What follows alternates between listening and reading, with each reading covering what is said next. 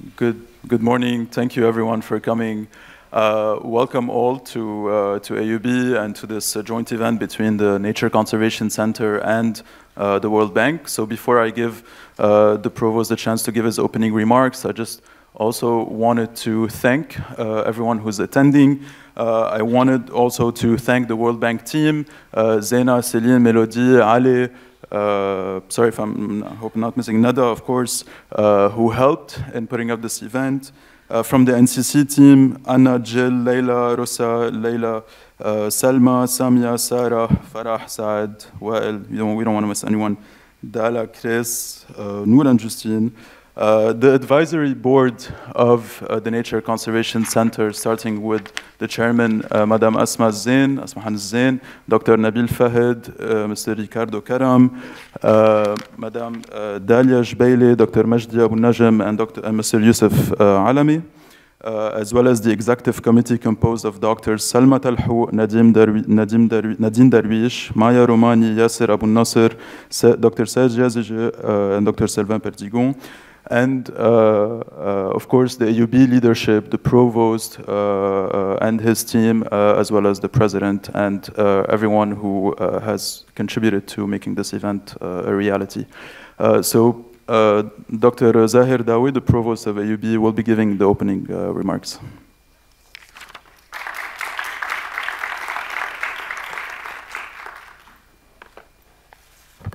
Thank you, Antoine. Good morning.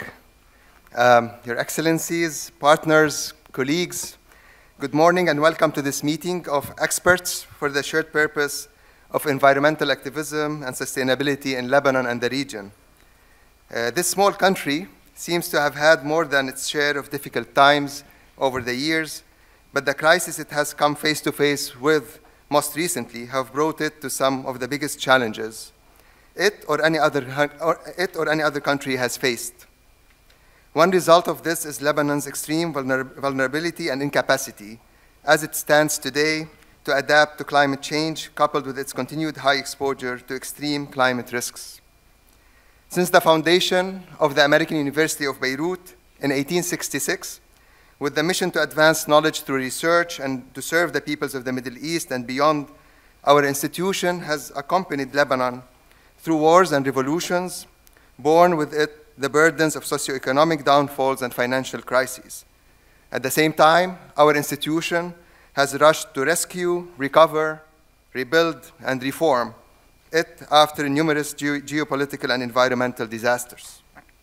Thus, it was only logical, I think expected from our end, to hold the series that's bringing us all together today, Navigating Climate Threats and Environmental Activism in the MENA region, to tackle environmental, transgenerational, and geopolitical challenges within Lebanon and MENA, and the roles of governmental and non-governmental actors to mitigate the threat and impact of definite risks. At AUB, we find, we flag, we propose, and we execute. Our university holds the space for a multidisciplinary and multi-level exchange of findings, expertise, and views, and we follow through with like-minded partners until sustainable positive impact emerges. Today, we are proud of the success of this series and its outcomes, and we are delighted to partner with the World Bank in what models a necessary collaboration between academia, donors, and decision makers, where they all become crafters of a much-needed change. We are also delighted to be entrusted partners in the presentation of this global milestone for Lebanon, the World Bank Country Climate and Development Report, CCDR, which sets a roadmap for Lebanon's green transition. Its multi-actor, whole-of-society approach aligns perfectly with AUB's efforts to foster accountability, promote collaboration, mobilize the impact of multi-stakeholder initiatives, and engage both citizen and community-led action for healthy generations and a sustainable country. Our multidisciplinary Nature Conservation Center, NCC, at AUB, under the leadership of Professor Alain Daw and Antoine Kallab, does just that. It serves as a platform for dialogue, where different groups of experts can come and have evidence-based conversations to drive innovative and inclusive climate action. It prioritizes environmental stewardship, community development, and biodiversity conservation, engaging so far over 32 partner universities, 40 NGOs, 4,000 students, over 300 businesses, 150 municipalities, and over 35,000 citizens. I would like to give an applause to Alain and Antoine for all the work that they've been doing. And their work capitalizes on the work of many colleagues, I think, who came before and built NCC, what it is today. And this is impact that's going to continue for decades to come. So today it marks a great partnership we value and are committed to more than ever before, at a time where we are witnessing the daily impact of extreme weather events, water scarcity, wars, aggressions, and increased resource-linked conflicts. We hope to hold this wonderful event annually to continue this necessary discussion about Lebanon's progress towards achieving its green transition in line with the CCDR recommendations. Thank you, and I wish you a most enriching day. Thank you all.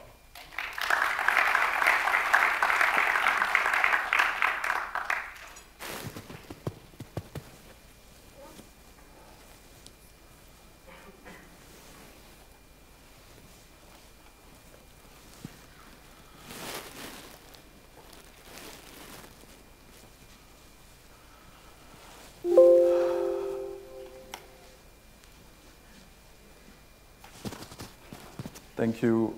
Can you hear me? Okay. Thank you, Dr. Dawy, for the presentation. So, as was mentioned in the communication, this is the closing forum of a roundtable series we've had throughout the year of 2023.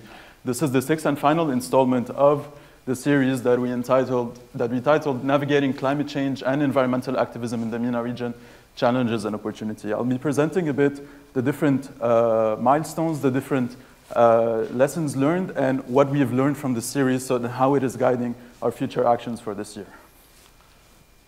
So the reason why we decided to create a roundtable series, there were three main reasons to do that. First, we wanted to have an open exchange of ideas and make it as public as possible to get as many stakeholders, as many experts, as many citizens around one room, around one table, and have a frank exchange where everyone can express their concerns and new ideas. We also wanted to explore intersectionalities for research.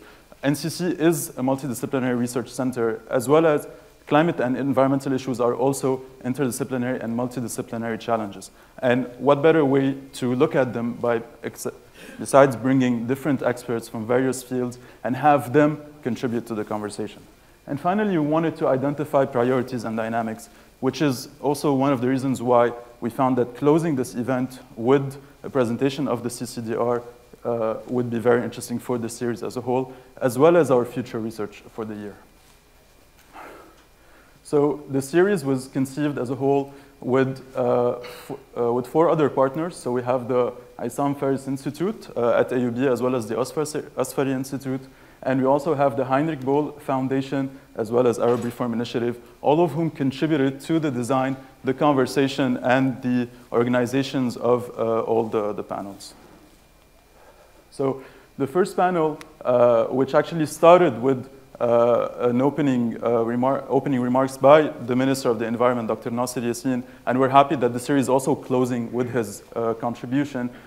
We looked at, with a diverse panel, we looked at how to align agendas when it comes to climate change. And we heard from actors who are on the field and are to engage communities. Sorry. We then went into a conversation with also a very diverse panel around energy priorities and how to look and manage the energy transition that is currently happening, both from a formal and informal perspective. Later on, we decided to tackle grassroots activism.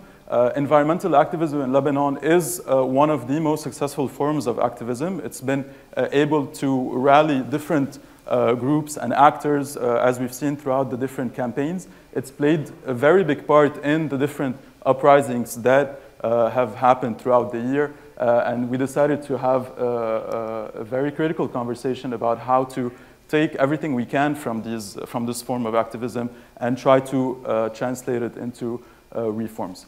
The fourth installment, which happened in collaboration with the Asfari Institute, focused on gender inequality, especially the role of rural women who are at the forefront of climate change, and very much looked at the issue of inequalities when it comes to climate mitigation, climate adaptation, as well as the effects of climate change and global warming.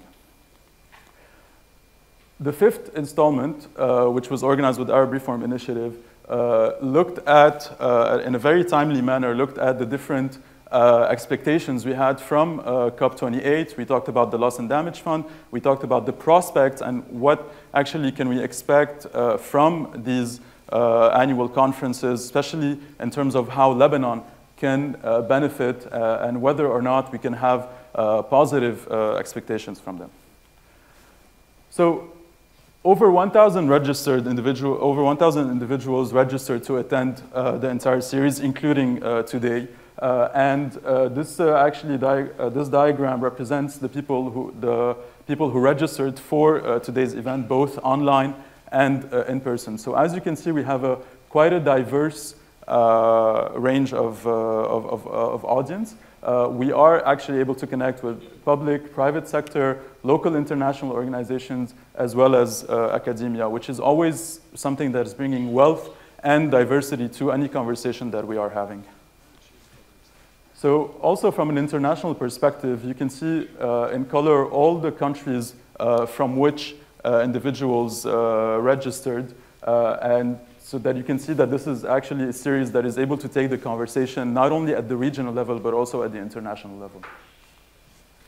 So here are some pictures from the different events we've held. You can see that these events are very engaging, and of course we're not able to show the online attendees, but through the chat we're always able to take some of their questions, some of their remarks and concerns, and also integrate them in the conversation.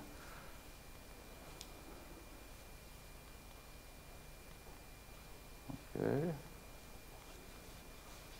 Give me a minute. Okay.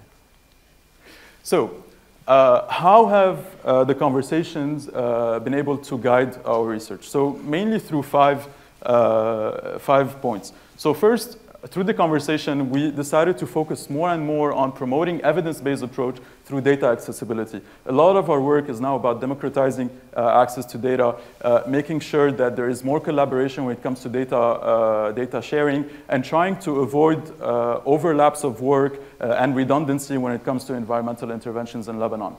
Furthermore, we are working more and more on conducting impactful and innovative research. I'll be explaining a bit more about the different areas of focus that we chose for the coming few years, and a lot of them were inspired by the different conversations that we witnessed throughout the series.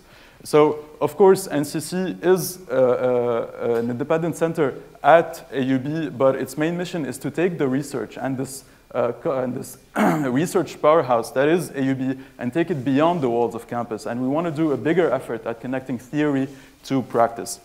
Finally, we also want to act as a platform for dialogue and collaboration. NCC is a place where different stakeholders can come in, can share ideas, and together we can set a roadmap, a joint agenda to tackle the different climate adaptation projects. And finally, we are investing more and more in providing training and education, whether through explicit diplomas and training programs, or through the different volunteers and interns and staff who come in and work at NCC, where we make sure that we are building their skills and making them better advocates and better researchers in the field of climate adaptation and climate studies.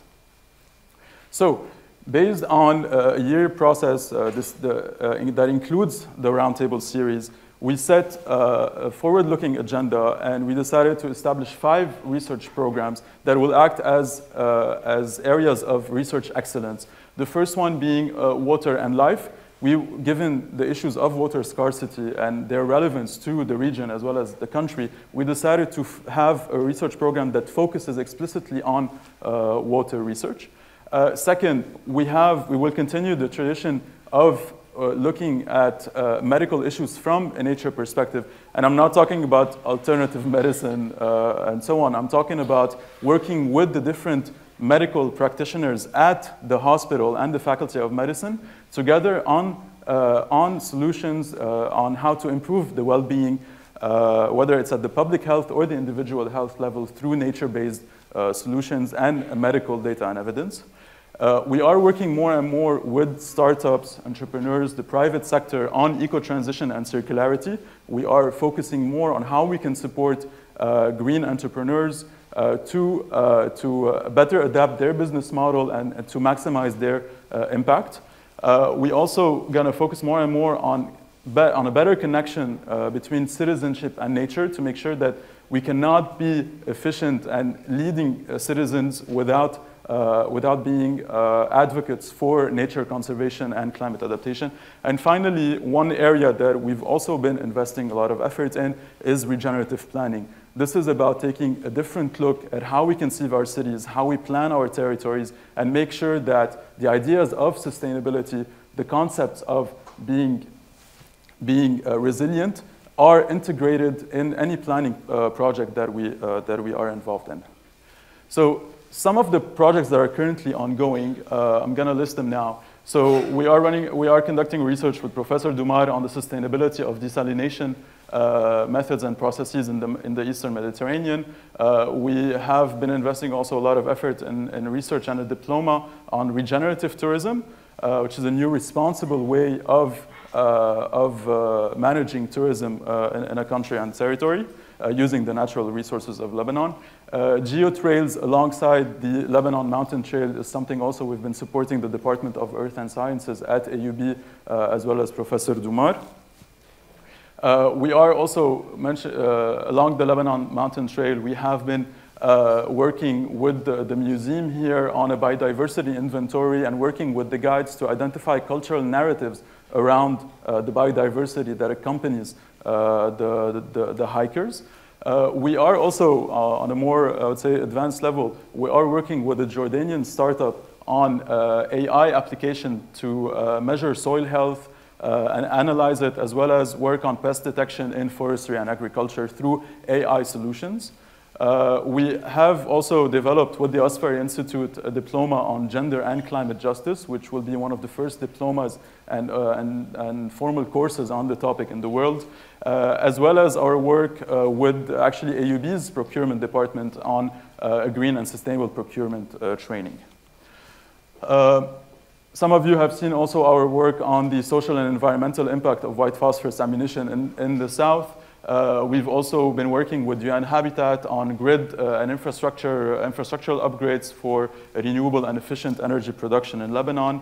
As I mentioned before, through the leadership of Dr. Dawy, we've been working more and more on business model analysis for green social entrepreneurship, publishing case studies, teaching case studies, and interviewing entrepreneurs. And finally, in the past year, we've been quite involved in the 3RF CSO consultative group. We're one of the CSO representatives, and we participate in the urban policy and planetary results working groups at the national level. So these are the ongoing research, but also some of the major projects that hopefully are starting to see light or have been existing since, for example, Environment Academy since 2020.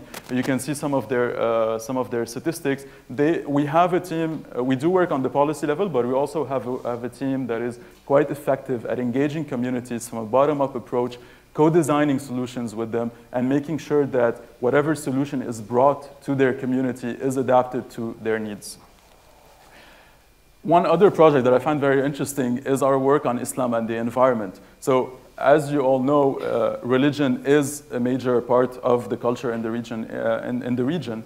And part of this conversation was how can we use, as part of our work as being responsible citizens, we were asking, how can we use also religion to promote and advocate for the conservation of the environment? And we actually discovered that about 87% of the chapters in the Quran and 32.1% of the verses have a link to the natural environment, meaning that religion as a whole, or Islam and other religions as well, they are inherently connected to nature.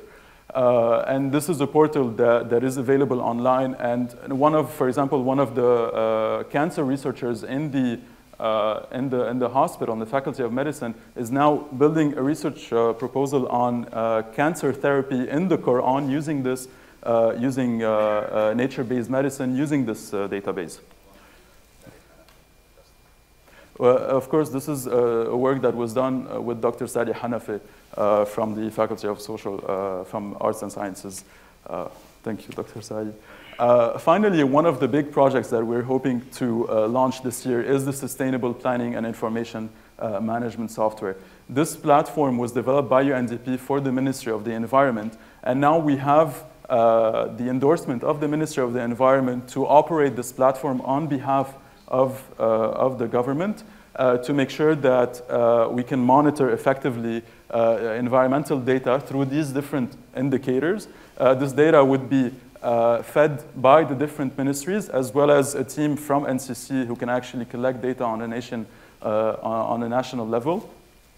And the idea is to make this data accessible to all and use this analysis to further align and monitor Lebanon's progress on climate adaptation. And of course, being involved in this project, which we are currently fundraising for, we couldn't find a better way to close the series besides talking about the CCDR and the new roadmap for Lebanon. So these are some of the pictures from the platform. And also, the platform has an opportunity as well to integrate qualitative data as well as quantitative information. So finally, for 2024, we will have 4 roundtables with 3 partners set so far. The series will be called The New Roadmap to a Green Transition, Exploring Today's Climate Actors. It will very much be focused on who is doing what when it comes to climate adaptation and environmental conservation. The first one will happen in April in partnership with UN Habitat. It will look at the baladi, the municipalities. How can we decentralize climate action, and how can we empower local actors to have a more positive effect and more power to promote change at the local level. The second one will be focused on e-waste, so closing the loop, innovations in circular business models for climate-friendly e-waste solution. This one is happening in partnership with CWES Middle East, hopefully in June. We will look also at knowledge production at the regional level and link it to impact and take a deeper look into environmental research as a way to advocate for these topics. And finally, the closing forum will look at critical perspective on inter-Mediterranean climate cooperation, hopefully in November. Thank you all, and we hope to see you throughout the 2024 series. We will now hear from Dr. Ali Ahmad for a presentation about the CCDR after the video.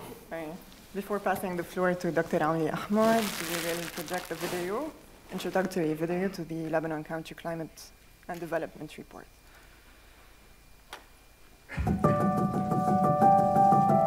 Lebanon is among the countries least prepared in the Arab world to face the impact of climate change. This is due to a combination of climate shocks and the country's low adaptive capacity, infrastructure deficits, and weak institutions. Since 2019, the economic and financial crisis has further eroded Lebanon's ability to adapt, affecting its human, natural, and physical capital. The cost of inaction is staggering. By 2040, Lebanon is expected to record a 9% reduction in yearly water availability and up to 50% less water during the dry season. Climate change damages could slash real GDP by up to 2% annually. By 2040, climate change could cripple key sectors like agriculture and tourism, both crucial for Lebanon's recovery. In agriculture, crop yield losses may reach up to $250 million per year, severely affecting productivity and livelihoods. Economic losses in tourism could reach up to $75 million per year, with associated job losses across various sectors. Higher temperatures and lower precipitations means fewer snow days in winter and increased risks of forest fires in summer, affecting seasonal tourism.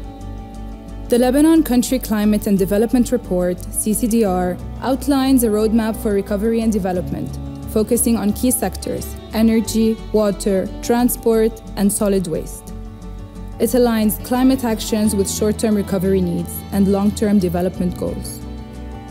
Decarbonizing Lebanon's power sector offers a triple dividend. It cuts economic costs by 41%, lowers emissions by 43%, and lowers fuel imports by 9%. In the water sector, building climate-adaptive capacity is essential for limiting crop losses and safeguarding food security. A recovery least cost scenario allows for an improved water sector resilience by enhancing infrastructure, water use efficiency, and governance. Beyond the power and water sectors, Lebanon should also urgently invest in public transport and improving waste management. Lebanon's road assets are highly vulnerable to climate impacts, with 54% exposed to landslides. A fleet of 4,000 minibuses and 2,000 buses could enhance mobility and accessibility while reducing carbon emissions by 5.4% in 2040.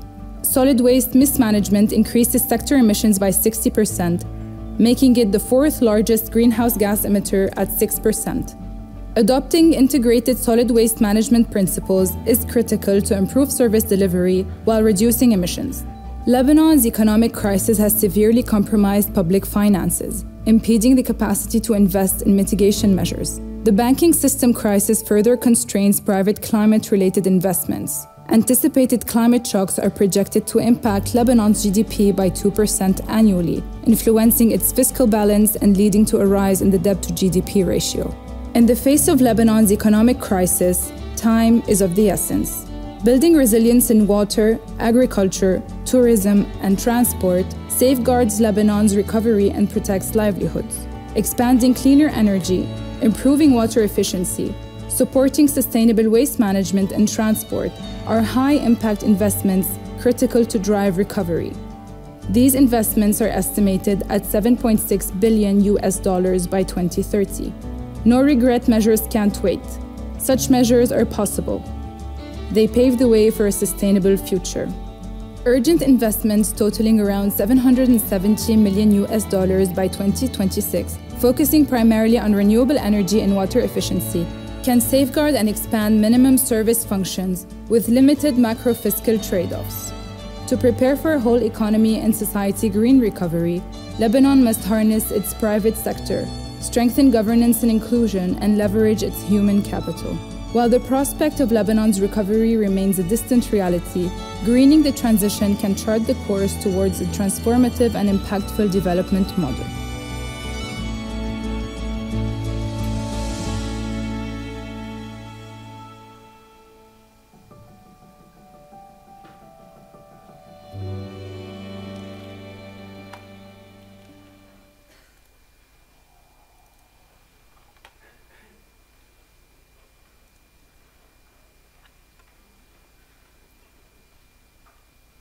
Good morning, everyone. It's always intimidating to stand in front of such an informed audience.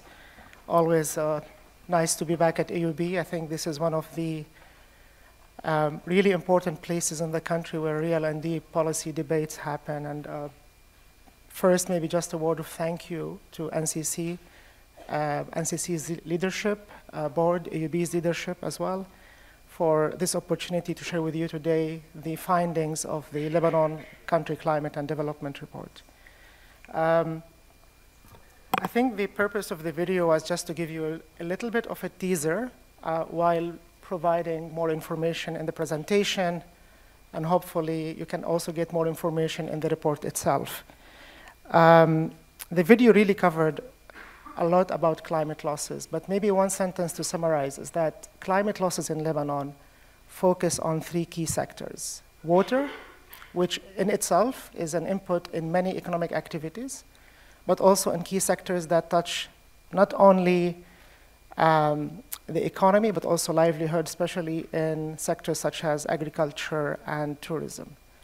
The report estimates, or one of the purposes of the report globally, is to quantify the impact of climate change. And what people always fixate on is the GDP number. I think it's a right fixation. Nonetheless, behind these GDP numbers, there is always a story. There's a story about the farmer who loses the harvest because of a drought. There's a story of the informal worker and the winter tourism in Lebanon losing their season or part of their season because of the change of the seasonality. So the CCDR really is an invitation for both policymakers in the country, citizens, academic institutions, to work together and collectively to think and act about this important topic.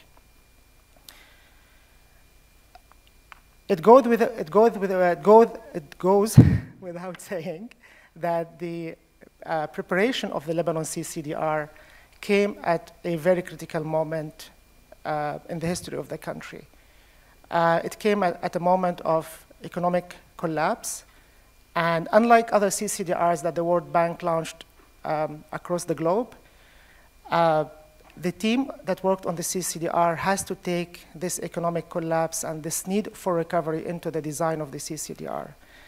As such, what you will see today is slightly different than other CCDRs. Of course, there is a talk about the long term, because I think in the context of Lebanon, we must also sometimes break this crisis management policy making and talk about the long term.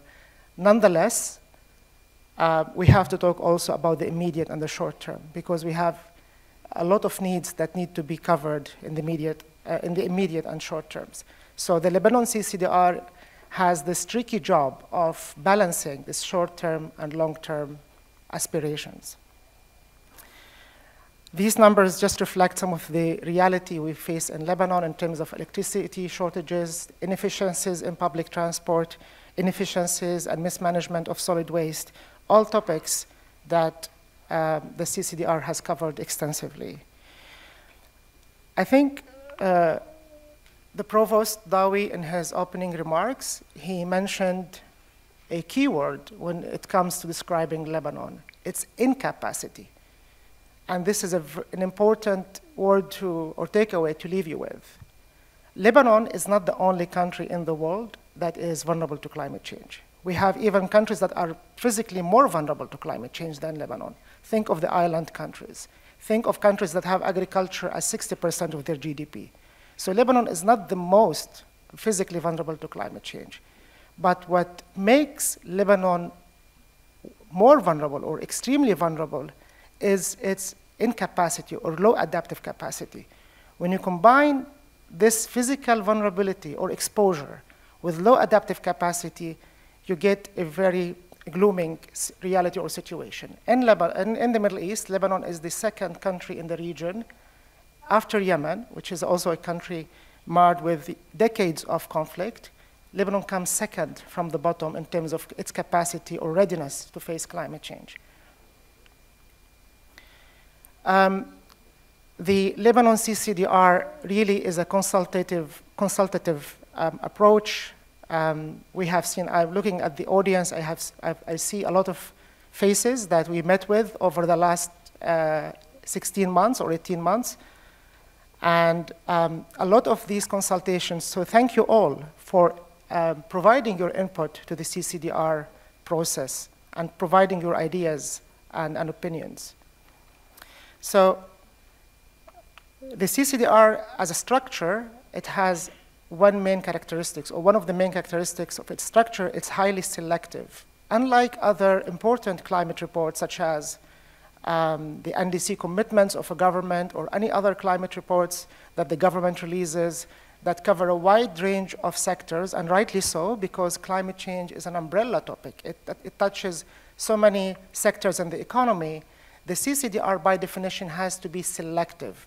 So we cannot cover everything. We have to work with a framework that responds to the criticality of the situation in the short term in Lebanon. As such, the 4 key sectors that we have focused on, water, energy, transport, and solid waste, think of these 4 sectors as the intersection of 3 circles. The first circle is the economy and the recovery part of the economy, of course, in terms of fiscal management of the country. The second circle is the people, the livelihood of the people, and their livability. Think of the provision of basic services that need to be improved. And third, the environment and the climate change. So this is a report, by and large, is not about climate change. It's about development, recovery, and climate change. Maybe just one word before I continue. In the report, we have adopted 2 scenarios, or 2 pathways that Lebanon can embark on. The first one is, we call it the modeling through scenario, which is a continuation of the status quo. The second scenario is what we call the green recovery or the recovery scenario, which presents a reversal of the muddling through. It reflects a level of commitment by everyone to embark on reforms and embark on climate action. And you will see that these two scenarios are reflected vertically throughout the report. So in the next few slides, I will go through sector by sector. The first slide will show the challenges, which I'm sure many of you know of. And the second slide will highlight on the opportunities and the solutions. In the energy sector, I'm sure this is, again, we know a lot about the energy sector, and perhaps there are so many people in the room who know more than what we do. But really, the sector, it exemplifies this intersection of the three circles. Its impact on people are huge in terms of cost to the end user. Before the crisis, the share of disposable income that goes into paying electricity bill was around 10 to 20% in Lebanon, of course, depending on fuel prices, because we're a country that imports a lot of fuel, and therefore the fiscal and the economic impact of this importation really depends on fuel prices. And globally, by global standards, paying 10 to 20% of your income before the crisis is very high. After the crisis, can you imagine, with all the fluctuations that happen, the devaluation of the currency, the inaccessibility of large part of our society to foreign currency, what would be the impact of paying high prices of electricity? The sector, and this is something NCC and AUB have really led the analysis of, the sector has been one of the main contributors to environmental degradation in the country. And it generates more than 50% of the country's emission and air pollution, which is also places a burden on public health. The fiscal impact of the sector are also huge. Pick any economic report that talks about Lebanon, and you will notice that the main sector that is covered in terms of fiscal impact is energy sector. So again, in the realm of energy, the solution is well known. It's a least cost solution. So when the team thought about the energy sector in Lebanon, climate was not the main driver. The main driver was how to provide the service at economically optimal cost. And by just running the model and asking the model to be economically optimal, you also reach a level of efficiency and reducing emission that is really what the video call a triple dividend. This triple dividend is reflected by reducing economic costs by 41%, lowering emission by 43%, and improving macro-fiscal outcomes in terms of reducing importation of fuel. Another aspect that the report covers is the investment needs. And in the energy sector, the report estimates that by now until 2030, the country would need around $4 billion to invest in the power sector. The second critical sector is water. Again, the story of water is a story that is highly interlinked with climate change. The report estimates that by 2040, we have a 9% reduction in water availability, particularly in the dry season, where we see 50% reduction in water availability. Again, the sector covers or suffers from a lot of inefficiencies, and therefore these inefficiencies, or addressing these inefficiencies, would be the low-hanging fruit that Lebanon should embark on. And what you see here is kind of a framework to move the water sector into more sustainability, starting and emphasizing on dealing with inefficiencies and dealing with addressing non-revenue water. The level of investments that are needed in the water sector is in the realm of $1.8 billion until 2030. The fourth sector is transport. And by the way, transport is so critical for economic recovery, but also for mobility and for a lot of critical aspects that are important to the livelihood of people, a lot of also informality jobs that are present in the transport sector. One of the interesting stats that we have in the report is that more than half of Lebanon's roads are exposed to landslides. Again, the estimated losses, the total losses of these climatic impacts on Lebanon roads are estimated to be around $1.4 billion. The transport sector also is one of the main emitters of carbon dioxide at 25%. And also another interesting fact that 75% of respondents to a survey mentioned that they never used public transport before. This shows you the scale of the opportunity in the transport sector. On the short term, really, when we talk about transport sector, while the entire world is moving towards electrification and similar modes of transport, in Lebanon, really the focus on the short term is to enhance and promote public transport and promote this modal shift. And of course, later, once we have a better electricity sector, then we can link these two and move towards the electrification. Finally, on the solid waste sector, it's again a sector that touches so many aspects of livelihood, from the household to the hotels to the economy more broadly, to the environment, of course. 42% of waste in Lebanon end up in open dumps and subject to open burning, releasing all this toxic material. And the sector itself produces a lot of methanes, around 3/4 of Lebanon's methane emissions. The investments in the solid waste sector, first and foremost, will focus on improving the service delivery and sustainability of the sector, both the environmental sustainability and the financial sustainability. And by tackling such issues, we hope to reduce the sector's emissions by 50%. And the total investment package for the solid waste sector is estimated around $200 million. So this is just a recap. Maybe the one number that you can walk away with from this slide is that the total of these numbers is about $7.6 billion. So $7.6 billion is the level of investment that Lebanon could undertake from now until 2030 to embark on what we call the recovery scenario. I spoke about the kind of dichotomy of these two scenarios, so there is no need for me to dwell too much. I think another added value of the report is its quantification of the aggregation of climate impacts to the whole economy. And we also here see this impact on the long term. So we see by 2040, climate change impact on the whole economy is estimated between 1.2 to 2% of GDP.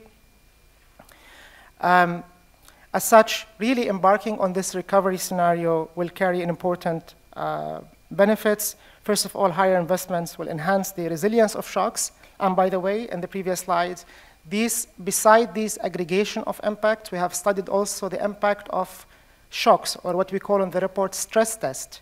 And we have studied two types of stress tests. The first type is floods, and the second type is water scarcity and linked to lower productivity of agriculture. So you can get more information about these specific shocks because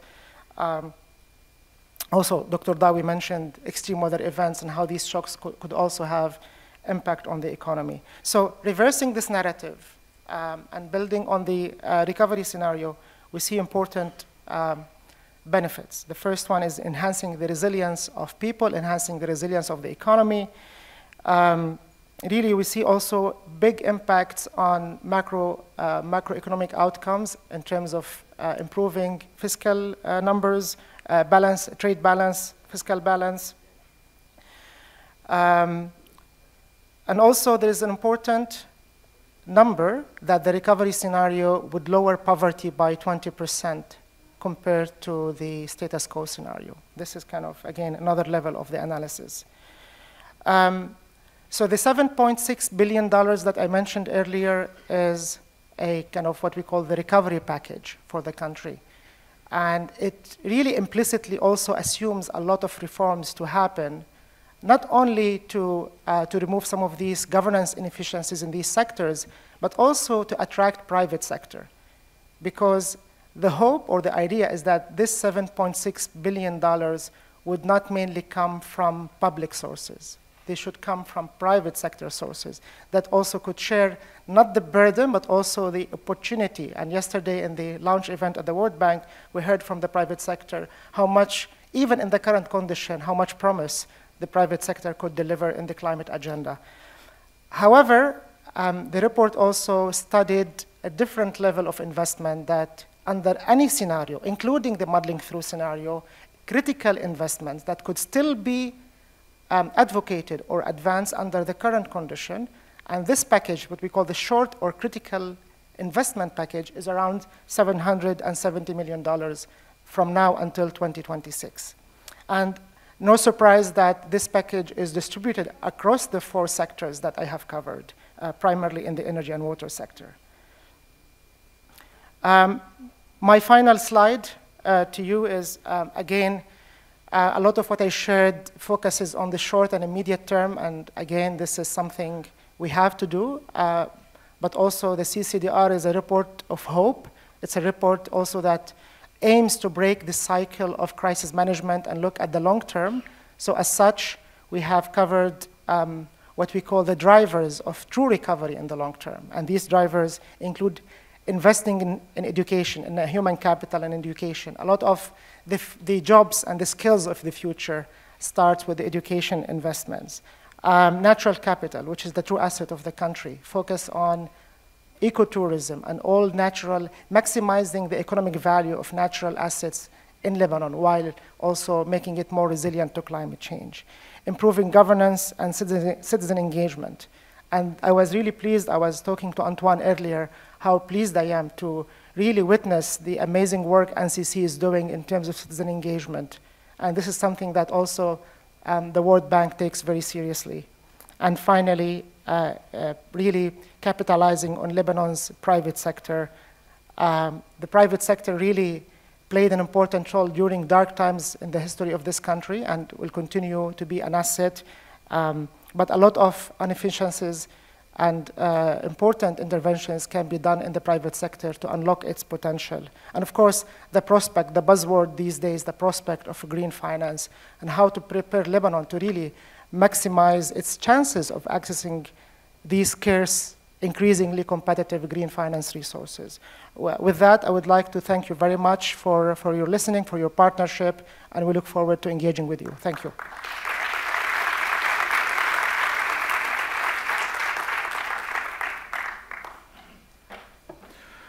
Thank you, Dr. Ahmad, for the presentation.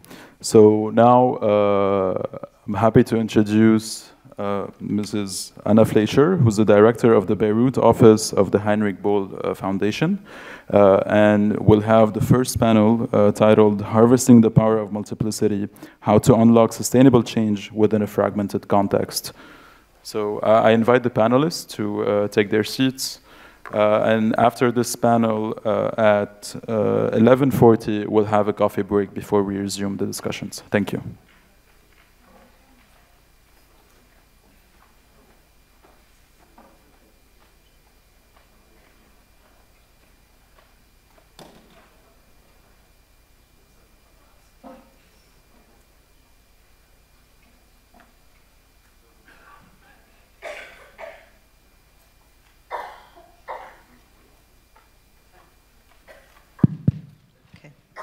All right.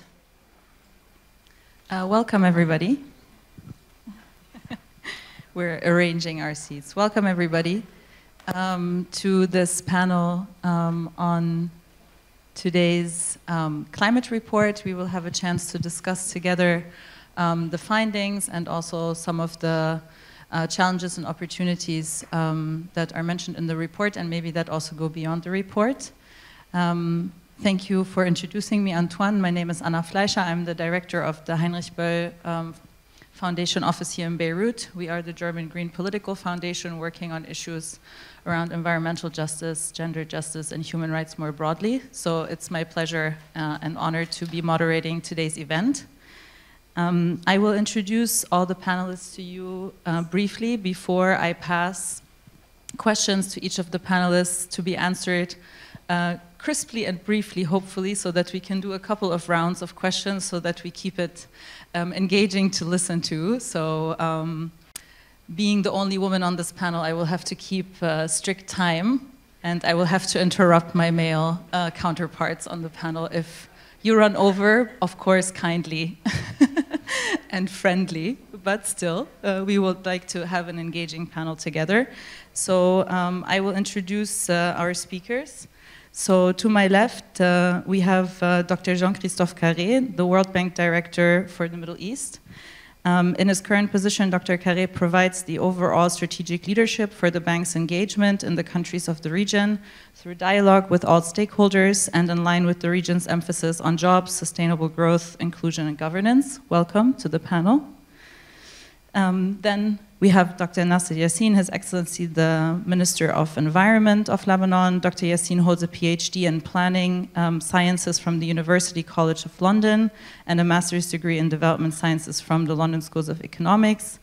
I believe this is his former alma mater here and his former place of work, as he was the chairperson of the AUB Health Management and Policy Department, as well as the director of the Issam Faris Institute previously. Welcome, Dr. Nasser.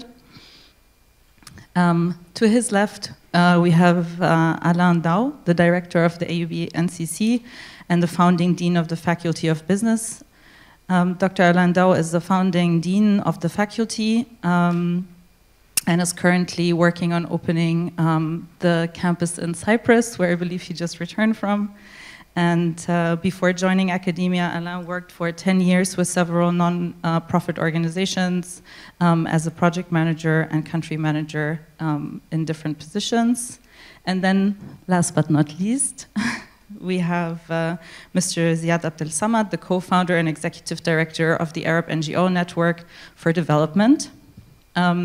This organization has been based in Beirut since 1999 and brings together 30 NGOs and 9 national networks from 10 Arab countries active in the protection of social and economic rights. Welcome to you as well. So as you see, we have a very interesting panel, and I will pass the first question. Maybe I will go to Dr. Nasser first. And then I will go down the line, but I will surely return to you at the end. So we have an opportunity now to reflect on the findings of the climate report. So I would be interested to hear from your perspective, Dr. Nasser, while the plans and the steps laid out in the report are very powerful in theory, it is always a question of how to implement it into reality and what are the necessary steps. We heard about some of the challenges that Lebanon faces. So there's a question about what are, for example, some of the reforms that need to be implemented in order to reach the goals, and also what needs to be done from your point of view for governance. Please go ahead. All in 3 minutes. Good morning, thank you, and thank you for NCC for hosting us. I think this is a great opportunity to reflect on the such a flagship report, the CCDR. And I'm going to be brief to allow for more questions, perhaps. And yesterday we had the launch at the World Bank, so the challenge is to say something new from yesterday. But let me start with begging to differ with what Ali presented earlier on. He said this is not about climate change, or he said this is not mainly or mostly, I just forgot the term, about climate change. No, I beg to differ. I think this is totally about climate change. Because if you look at the fourth communication report that we did at the ministry with UNDP and other partners, and we look at all the scenarios and all the forecasts we have been working on for the past couple of years, it's very alarming, the situation, if we forget about climate change and climate action. So let me start with few indicators in this area. Of course, all of these are compounded by the current economic, financial, administrative, political, military, migration, all of these crises and this cocktail of crises we've been facing in the country for the past few years. Of course, it will be compounded further, but this is first and foremost about climate change. So by 2040, if we continue without any action and we muddle through or we do no intervention towards climate change, weather mitigation, but mostly adaptation. We're going to face very dire situation when it comes to food security, when it comes to water availability, when it comes to even forest management and the availability of the forest cover, or what remains of the forest cover if we don't do any action.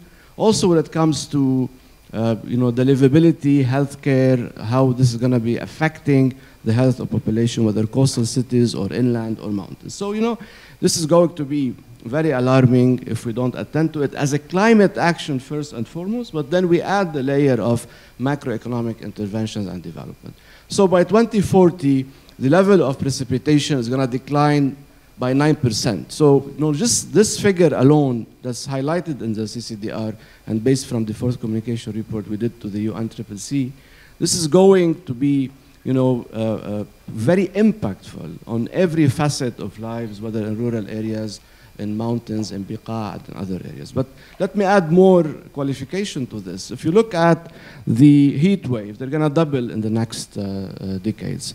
Drought season is going to double in the next 20 years. So all of these are going to be very impactful. And what's going to be more frightening, to say it this way, that most of the impact of climate change is going to affect the already vulnerable areas. So the vulnerable areas in Biqa and Akkar and some mountains area are going to be the most affecting, adding another layer of vulnerability and impact to those areas. So it's a call for action. It's a call to take seriously climate action in a whole of society approach, but also at the level of the other sectoral departments, ministries, programs, and so on. So what we've been working on as a ministry is not only voicing these, and this is part of it, is to voice the level of vulnerability and challenges we have when it comes to climate change, but also doing action, whether through the nationally determined contributions, which we worked on before 2019, and we're updating them now. And this would entail, and this would involve every ministry in the country to mainstream climate action in their work. So transport, energy, agriculture, coastal management, solid waste management, name it. All of these need to mainstream the climate change or climate action in their programs, policies, and interventions. Secondly, we're working at the moment on our first national adaptation plan. NAP 2025 is going to be the first national adaptation plan, and this is key for us because this is going to take action on climate to a second level where adaptation is key on all of this, whether in forest management, whether in land management, whether in water resource management, whether the way agriculture needs to adapt and move towards being climate sensitive and resilient to climate change. So all of this is now being worked, definitely under very extreme and tough conditions in the administration and the public sector and the level of financing, but we never actually stop from pushing the climate agenda to be put in action. So just I put a flavor of what we're going to work on. But just the last comment on the CCDR and why CCDR should be seen as a roadmap for the coming year. This is a well-researched study based on analysis of data, of models, of modeling that the team has done, based on an existing research and existing evidence. And this is going to give the coming government, this government and the coming government, a roadmap for action on the critical matters, whether it's energy, which is going to be the triple win, as Ali presented, rightly so, a win for the environment, a win for at the macroeconomic level, a win for the citizens and the private sector because they're going to access cheaper and cleaner sources of energy. Secondly, when we talk about transport, this is going again to be win for everybody, win for the environment, win for the economy, win for the citizens. We're talking about triple wins in each of these four sectors, similarly for solid waste and similarly for water. So this is a roadmap for action. It's not going to cost us a lot by the standards of financing. $770 million for the next 2-3 years is not a lot based on what Lebanon has siphoned away of the resources for the past 30 years. $7 billion is not a lot if we really invested in a transparent, effective, and efficient manner. Thank you so much, also for perfectly sticking to time. I guess this is it's a good transition to Mr. Carré from the World Bank. Not on the 7 million, but for sure as a roadmap towards the future, I think it would be interesting to maybe also reflect on the report's findings vis-a-vis, of course, the situation that we find ourselves in. Are there lessons learned for the World Bank in similar country contexts that are applicable for the Lebanese case from your analysis and from your experience with working within the region?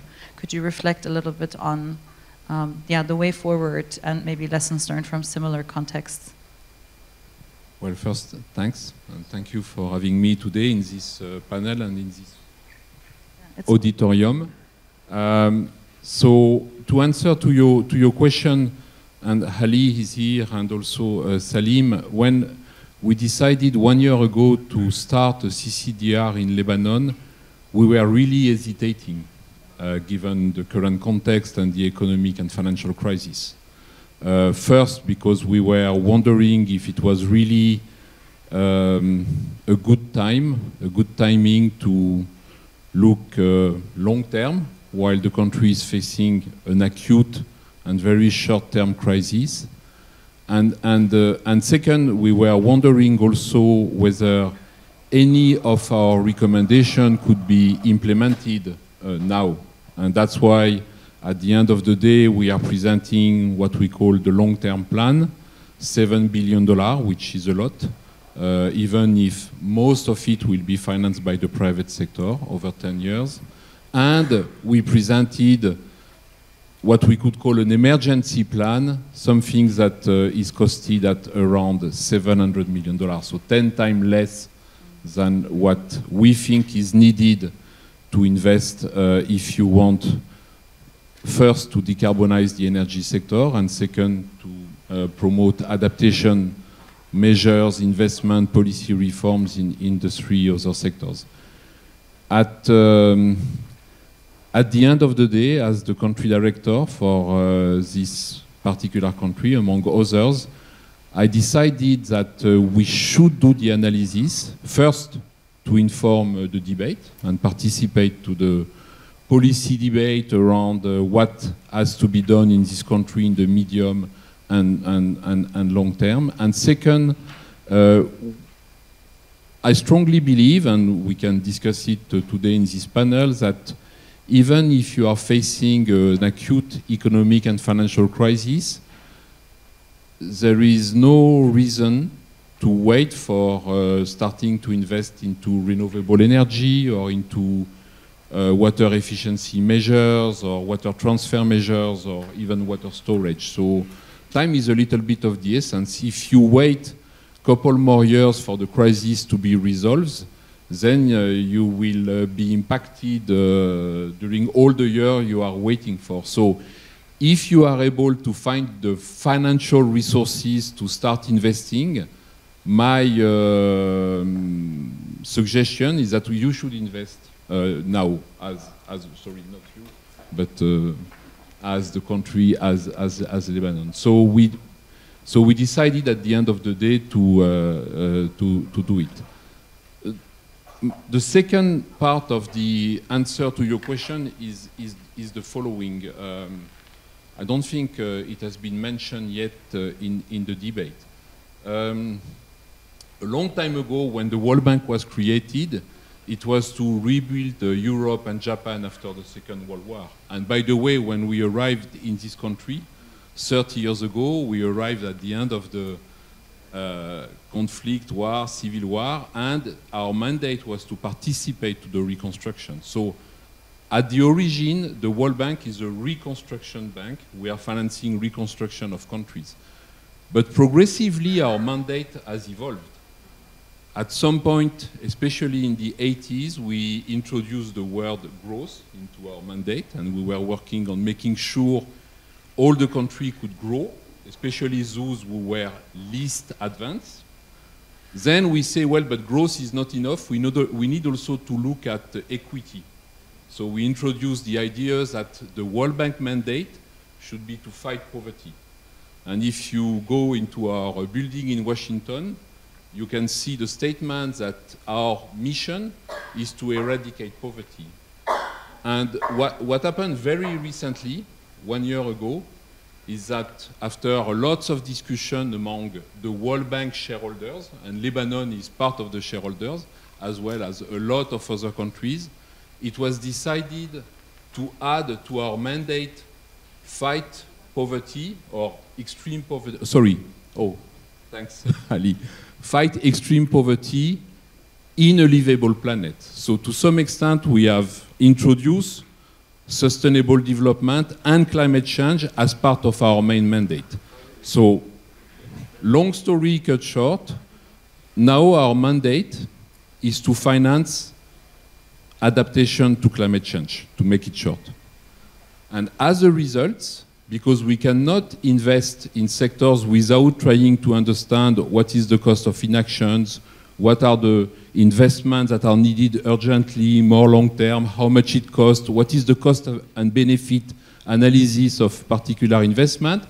We are doing, before investing into adaptation to climate change, we are doing analytical work. And that's why, and I'm going to stop here, COP26, 2021, I think, we introduced the idea that in every single country the World Bank is working, in addition to producing report on the macroeconomy, and you know here the Lebanon Economic Monitor, in addition to produce survey on poverty, we will have to produce in every single country the CCDR in order to look at what are the climate risks and how we can respond to them in an economic manner. So in such a way that for the country, it's not only a cost, but it produces benefits. Because as Ali mentioned it, and the minister mentioned, moving away from fuel and fossil fuels to renewable energy in the electricity sector is not only a gain for the planet, and by the way, you are a very small emitter overall. It's a gain for you, because it's going to be less expensive and less polluting. Okay, so that's why we call it climate and development report. We want to make sure that what's good for climate is also good for your own development, so that you are not penalized once again for the pollution and the emissions that have been released in the past by other countries. Thanks. Thank you. I would like to jump Alain, one over to Ziad, if I may, because I would like to ask Ziad about the role of civil society and the role of sort of keeping track, I would say, and watching over these kind of developments. What are some critical reflections that you have had after reading the report, after having a look at it? What are some of your reflections on the report, but also in a broader sense on what we are calling the green recovery? Please go ahead. Okay, thank you very much.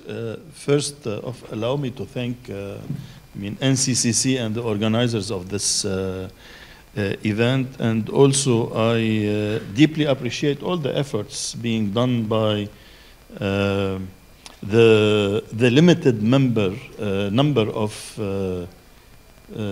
people in office, whether in the executive or in the legislative branch. They are very few of them. We have allies with us, but also people outside the institutions, because the efforts are huge, facing the challenges and the crisis that we are witnessing nowadays.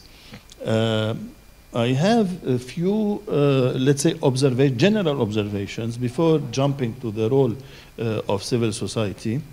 On the overall, let's say, approach and analysis, listening to the debate and discussion yesterday, looking at the report and then at the analysis and today's presentations, I want, there are factors and elements that they have very strong impact on climate and very negative impact on climate, and we cannot neglect, we cannot overcome, we cannot bypass. Definitely, I agree, it's not the responsibility of the World Bank, but at least this should be taken into consideration. First, the geopolitical context and the regional, reality, which has a very strong impact on our climate. Talking about the war, that we are witnessing and the impact of the war. And Lebanon now is, whether we like it or not, we are part of it. So the implication of war on climate, and this has a strong impact. On the other hand, I mean, related to the geopolitical, the war in Syria, which also has a strong impact on us. Yesterday, someone mentioned the refugee issue in Lebanon. We have 2 and more million people that they are putting more pressure on infrastructure, services, natural resources. I mean, we need here kind of a brave analysis, taking into consideration the positive and the negative impact, but this cannot be neglected. So this is, I mean, the geopolitical impact. I want here to highlight, because when we are talking about the international cooperation or the international partnership for sustainable development, which is included in the Agenda 2030, and which is part of the responsibility of the industrialized countries, I mean, they pledged the ODA 0.7%. We are talking about fundraising or relate the relation with the donors whatsoever. I mean, part of the ODA, and a very substantive part of the ODA now, is going to militarization, security, humanitarian intervention. And few remaining are for sustainable development, which means, we cannot expect a lot of funding for to mitigate to adapt with this. In addition, talking about mitigation and adaptation, I mean, this is a global discussion and debate, and a conflict between the global south and the needs of the global south, and I mean, the industrialized countries. We know that 80% of the funding on climate is on mitigation, while in the global south, we need more funding for the adaptation, and we are all talking about the adaptation now. So this is one. The second challenge, or the second observation, is about yesterday it was mentioned, but I want also to highlight today the political will, the elite capture of the political decision. I mean, we know what are the challenges, and we already know what are the solutions, or we at least have the direction towards the solution. It has been 4 years we are negotiating with the IMF, and we have a lot of analysis, or reports, or outlooks, whatsoever. And even before, I mean, since said, 2018, and Paris 3 or Paris 2, anyway. So we have a direction about the solution, but nothing has been done. And I mean, not a single measure or a decision were taken in order to alleviate or to face the challenge, which means that there is a real political capture in this. My third observation is, I mean, formal versus informal. And the informal has a very strong impact on climate and on environment also. I mean, we are not talking only about the informal economy. Most of the private sector is acting in the informal sector, talking about the power. We are talking about the power sector, water sector, solid waste. It's all in the informal. Even the state is acting in an informal manner. No oversight, no control, nothing. So, I mean, this definitely, it's about the labor power, but it's about the rights, but no, in general. So the formal versus informal, it's something that should be also perceived and taken into consideration. Last but not least, I mean, definitely, I mean, the sectoral approach is important because, I mean, it makes it more easy and more practical in order to be able to face. We highlight the priorities and we try to intervene. But this does not mean that the there is a kind of intersection among the different sectors, including other sectors. I mean, talking about, it's not only water power, we are talking about urban planning, for example. We are talking about agriculture. Tourism is a very important also. They were mentioned, but the intersectionality among these different sectors should be also perceived and taken into consideration. And that's why the recommendation is, and this is part of our commitment as a country vis-à-vis the Agenda 2030, is to have a national plan on sustainable development, a comprehensive national plan on sustainable development, taking into consideration these different sectors. And Lebanon never did this homework. At least we don't have this national plan yet, and we hope that in the parliamentary committee we will do the effort in order to elaborate more on it. Okay, thank you. Thank you, Ziad. I will now, last but not least, of course, move to Alandau from NCC. And we have now heard about the role of government. We have heard about the role of international institutions. And now Mr. Ziad reflected on the civil society watchdog, basically, function. And I would like to ask you where you see academia fall into all of this, because knowledge production was mentioned. So it would be interesting to reflect on where you see the role of academia in moving this agenda forward. Thank you. Just one note, I invite everyone to check this. It's really a beautiful roadmap, like the minister said, but what's saddening is if you go and look to the other CCDR reports from other countries and you see how basic this is. We're talking still about basic energy, basic water, access to water, and basic stuff. So we are way behind, but at the same time, maybe we have a blank canvas and an opportunity to do things well once for all. So maybe this is, if you want to look at it from a more optimistic perspective. So the role of academia, and in one of the 4 pillars that this report is talking about, natural capital, human capital, governance, and private sector and green financing, already one easy pickup is the human capital.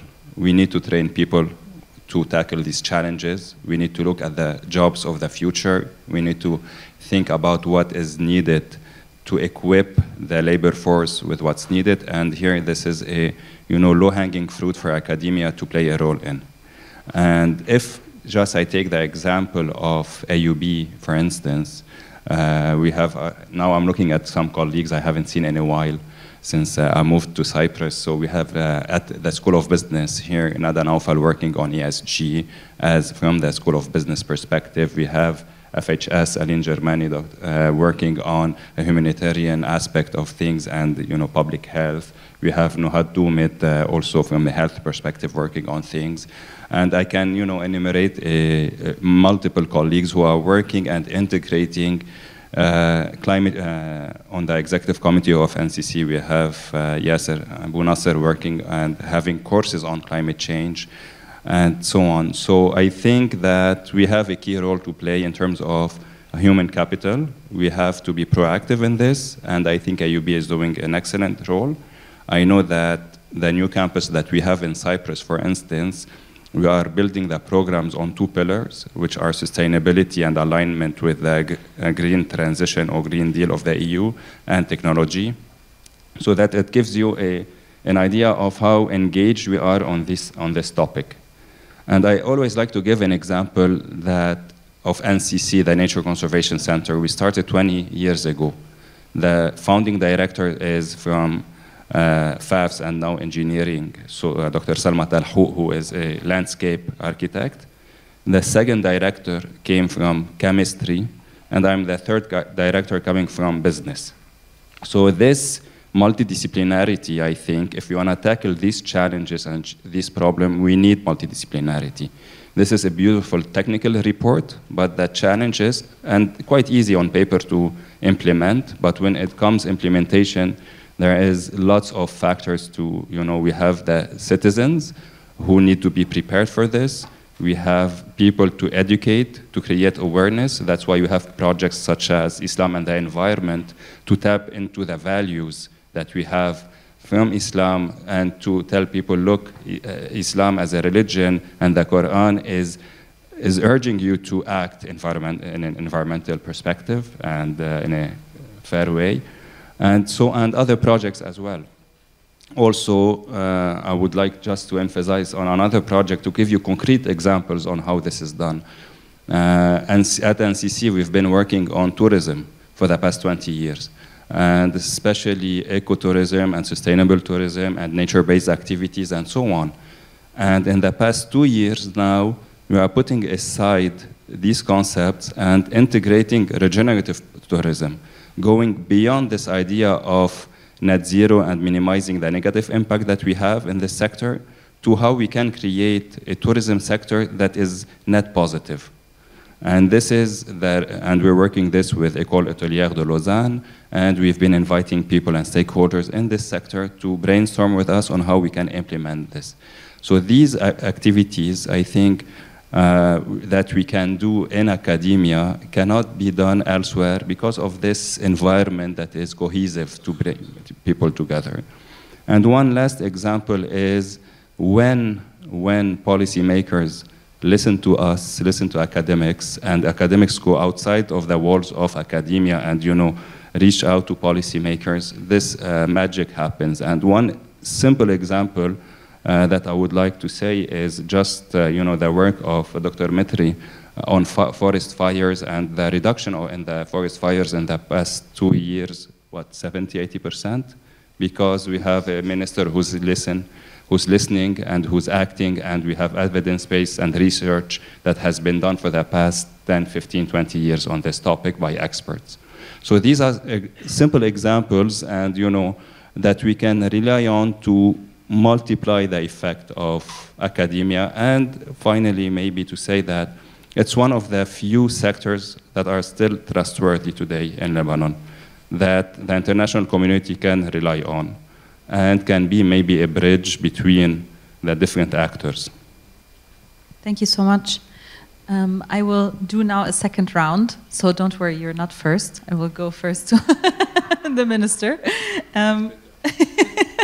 Because you really didn't want to go first the last time. So, Dr. Nasser, I have a question regarding different levels of government to be involved in these processes. So we know that we are, for example, waiting for the next municipal elections to happen. What is the possible role of municipalities to be played in these kind of activities, since they are close into the communities? And Mr. Ziad mentioned the geopolitical context that we are in, and we know that the current attacks in the south are also having an environmental impact. Can you say a few words about what you project into the future, what this will mean also for the south of Lebanon? Okay, sure. So let me explain, the way we work on climate change or climate action. The Ministry of Environment is mandated to lead on climate change, to ensure that Lebanon is respecting and in alignment with the international agreements and our international obligations and commitments. So, but the work has to be done with others. It goes without saying, this is a multi-sectoral, interdisciplinary, whole of society approach. This is how we need to see it. It's not the Ministry of Environment. And I'm glad that my colleague, Minister of Transport, has been recently talking about the effect of climate change on issues related to public works, roads, and transport, and so on. Also, other ministries, energy, water, agriculture, and so on. So, this is key to keep in mind. The nationally determined contributions, and now with the National Adaptation Plan forthcoming, are key to include other sectors. So they need to do also their own adaptation. I think water strategy has been updated to include, recently being updated to include climate change. Agricultural strategy has included climate change. Environmental health strategy, also with support from the Environmental Health Department in AUB, Dr. Jordi, Dr. Dainy, and others, also included climate change. So, we're including all of these, but this is ongoing. Now, the role of municipalities is definitely key in the 4 dimensions or the 4 sectors that are presented in the CCDR, and of course in climate action in general. In energy, the move towards more decentralized, which the Parliament has passed recently, is a step forward. It's a very important step in the reform agenda that the government and Parliament have been working on. I think having decentralized production of renewable energy is key. It requires more work, more regulation, a regulatory body, definitely, but this is the right direction. Similarly, on solid waste, the core of the work of the Ministry of Environment is to decentralize solid waste management, where we actually launched the strategy for solid waste. Its key pillar is having service zones where municipalities, municipal authorities, units of municipalities are working as well on their what we call local plans for solid waste management. We're also pushing for municipalities to be empowered. We sent to Parliament what we call cost recovery law for solid waste, where municipalities can start charging fees, nominal fees starting with, they go up depending on the size of production of waste. But this is key for any reform in the sector, to have municipalities empowered. We're also working additionally on investing with local authorities in their recycling and sorting facilities and so on. So I don't want to talk a lot about solid waste, but this is key. But I want to actually challenge us first and foremost. And I mentioned this yesterday at the World Bank towards the end. There is a mantra that goes on in all of the discussions, that the solution for all our ills are actually a private sector. Definitely, and I fully agree. Civil society, full agreement. Local authorities, full agreement. Just not to take me wrong. But these three notions, to put it as a notion, require a lot of unpacking. The private sector is definitely the key driver to economic activity in Lebanon, and we need to keep supporting it, as the director mentioned yesterday, Jean-Christophe mentioned yesterday, to unleash their potential.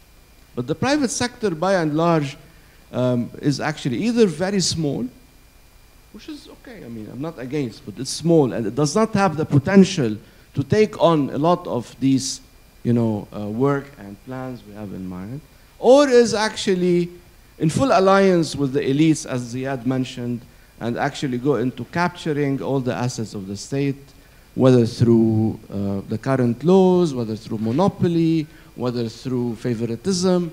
So the private sector is not one standard notion, and we need to really look into this. Those who siphoned a lot of the resources, starting with the ill-managed subsidy program, is the private sector. So, I mean, let's unpack this notion. I'm not against, but we need to unpack rather than to take things blind. Secondly, when we talk about civil society, and I mentioned yesterday, we have 12,500 NGOs, and 10% of these are professional. Sorry, 1% of these are professional. 99% of the civil society in Lebanon is actually either not functioning, or actually is a nominal thing, or as a matter of fact is a briefcase NGO, what we call bingo, or actually is a donor-oriented NGO, what we call dingo. All of these are, and we need to look at this notion itself. So this is not the pure solution. Now, go civil society. What's civil society? Even academia, as Alam mentioned, academia is very diverse in Lebanon. So again, to take these in a very nuanced manner when we put them out. Thirdly, and this is the answer to your question, when we talk about municipalities, we have 1,350 or so municipalities in Lebanon. All of these, or let's say the vast majority of these, are under-resourced. They are actually challenged, and they have very challenging times at the moment, even sweeping the garbage on the streets and the pavements on their towns and villages. 75% of their budget goes to just sweeping and collecting, throwing away, I mean open dumping. So, when we say municipalities, we want to talk about viable, functioning, local authorities that can take on those ideas and those plans. Otherwise, we're romanticizing these three notions. And we need to be very careful about actually unpacking. I'm not saying there's good and bad, there's a diversity on these, but we want actually to unpack them. Because this is a mantra that goes in, Don't help the government, huh? Help the civil society. Of course, I'm totally with, but let's unpack this notion of government versus civil society. And just to end with saying, in government in particular, in parliament, and in other public institutions, there are still very decent work that's actually keeping the country going. I know there's a lot of corruption, there's a lot of favoritism, there's a lot of inefficiency, there's a lot of lack of results-oriented or results-based work, definitely. And we need to, overhaul all of these, but still, there is a functioning institutions to a minimal level that's keeping the country together. This is not kept by chance. This is not kept by a miracle. This is kept by certain institutions that are keeping going in the midst of this crisis. This is not always about a mantra, let's actually punish the state. You punish corrupt politicians, but you don't punish the public sector, you don't punish the functioning institutions, those government on the streets that are still working around us, sweeping the garbage outside AUB, are actually part of the government, and we need to see them this way. So let's actually unpack all these notions before actually we say, give municipalities all the support. Municipalities need to be upgraded altogether, as much as we need to upgrade all the other institutions and organizations in the country. Yeah, fully agreed that conditions should be attached to funding anyway. It should never be funding with a blank check. Do you mind saying something about the situation in the south? Yes. So I fully agree with what Ziad mentioned. We are in a state of war. I know Lebanon, we like to say it's resilient and so on. It's not. So the occupied Israeli army has actually burned in the past 4 months or so more actually land than the whole 2 years, George, almost. If we look at the sums, the forest, yeah. So the forests that were burned deliberately by the Israeli enemy actually amount to all the forests that were burned in the last year, or even I think now for the past 2 years. So you can just imagine the level of atrocities that being put in Lebanon deliberately in a scorched land approach to push people from the border towns and villages. So the use of white phosphorus has been documented. We took samples from the soil, we tested them in AUB and other labs as well. We documented with Human Rights Watch and Amnesty International all those attacks, and we're grateful also to their work. We documented through the Council for Scientific Research, National Council for Scientific Research, CNRS, all of these burnt areas, use of weapons in full details, also with Bellarmine University and Dr. George Mitri. So all of these were sent to the UN Security Council through the SG, and we want to push for this to be discussed in the General Assembly. We have a case that's actually not yet settled, but we keep pushing for it and demanding the Israeli enemy to pay for the damages, the compensation, to pay compensation for the damages they did during the attack on GE in 2006, which is around $860 million. It's not yet paid, yes, definitely, but it's still every year in the General Assembly, Lebanon and our allies, we remind the international community about this. So again, we're going to take this road, and we're very determined to make this and to voice of Lebanon heard in the Security Council as well in the General Assembly. So it's now going through the Ministry of Foreign Affairs and fully documented complaint, and not just the usual 2 lines that we were attacked. Now, what's going to happen after the war? We are working on the damage assessment methodology at the moment. We cannot access at the moment. We have satellite images, we have reports from the army, the Lebanese army and the UNIFIL, and all of these are part of the current overall assessment, but we want to do a damage assessment. Part of the damage assessment is to go deep in understanding the impact of the use of white phosphorus on the soil. And I think we would need the support of the agriculture faculty in AUB and their good work they do, and other experts to understand the real impact on the soil by going into a deep analysis. Now, for the reconstruction, unfortunately, not only for the reconstruction, but for the current relief efforts that we've been working with the UN agencies continuously, and Dr. Azzuddin, we work closely together on this. We managed to raise around $30 to $35 million so far that were distributed in aid to the displaced Lebanese communities that are around 100,000 at the moment. But there is a deliberate non-assistance, to put it this way, or lack of assistance coming to Lebanon from the international community. So all of the funds that were used so far were kind of money that was already existing within the international community, whether the UN agencies, international organizations, that they managed to kind of move the resources to support the 100,000 displaced Lebanese and all the families, whether in shelter or in their new homes. Now, additional funding is very, very difficult. I'm discussing today with the UN resident coordinator and others this challenge we have, but this is deliberate by the international community, donors. So where actually Israel has spent $62 billion on their genocidal war on Lebanon and Palestine, we have got nothing from the international community to support even our displaced. So we're relying on the goodwill of the international agencies and whatever the Treasury can supply, whether the Ministry of Health or the Ministry of Social Affairs. Okay, thank you for this input as well and explaining the context.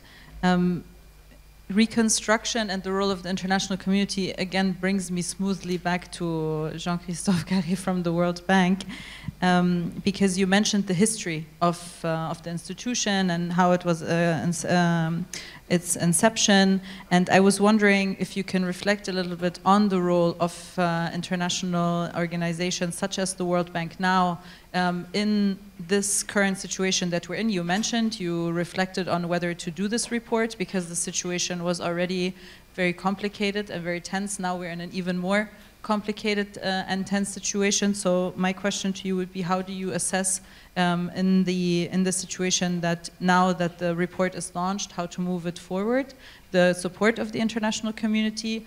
Also, when we talk about the private sector, do we only talk about the Lebanese private sector, or does this also involve international investment, for example? This would be a question I would like to pose to you. And also about a lens of the vulnerable groups. So Minister Yassin mentioned vulnerable groups and how they are more affected by climate change as a structural issue, and whether there was a lens for this also in the report and in the work that you're doing maybe more broadly. We don't want to overburden one piece of paper, but maybe in the work that you're doing. So the role of international organizations and the vulnerable groups affected.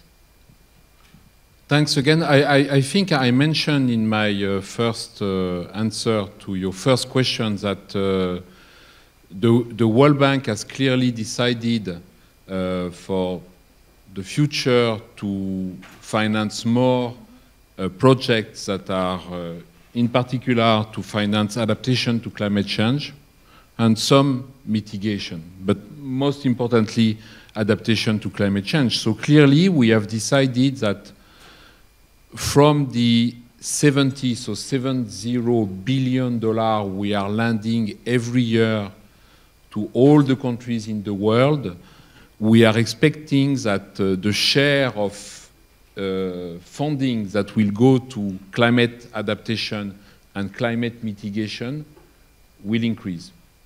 In particular in the emerging economy or the most advanced countries. Of course, in the very poor country, we will still manage to keep a large chunk of funds that goes to the poor and the vulnerable, and probably mostly on social services or agriculture.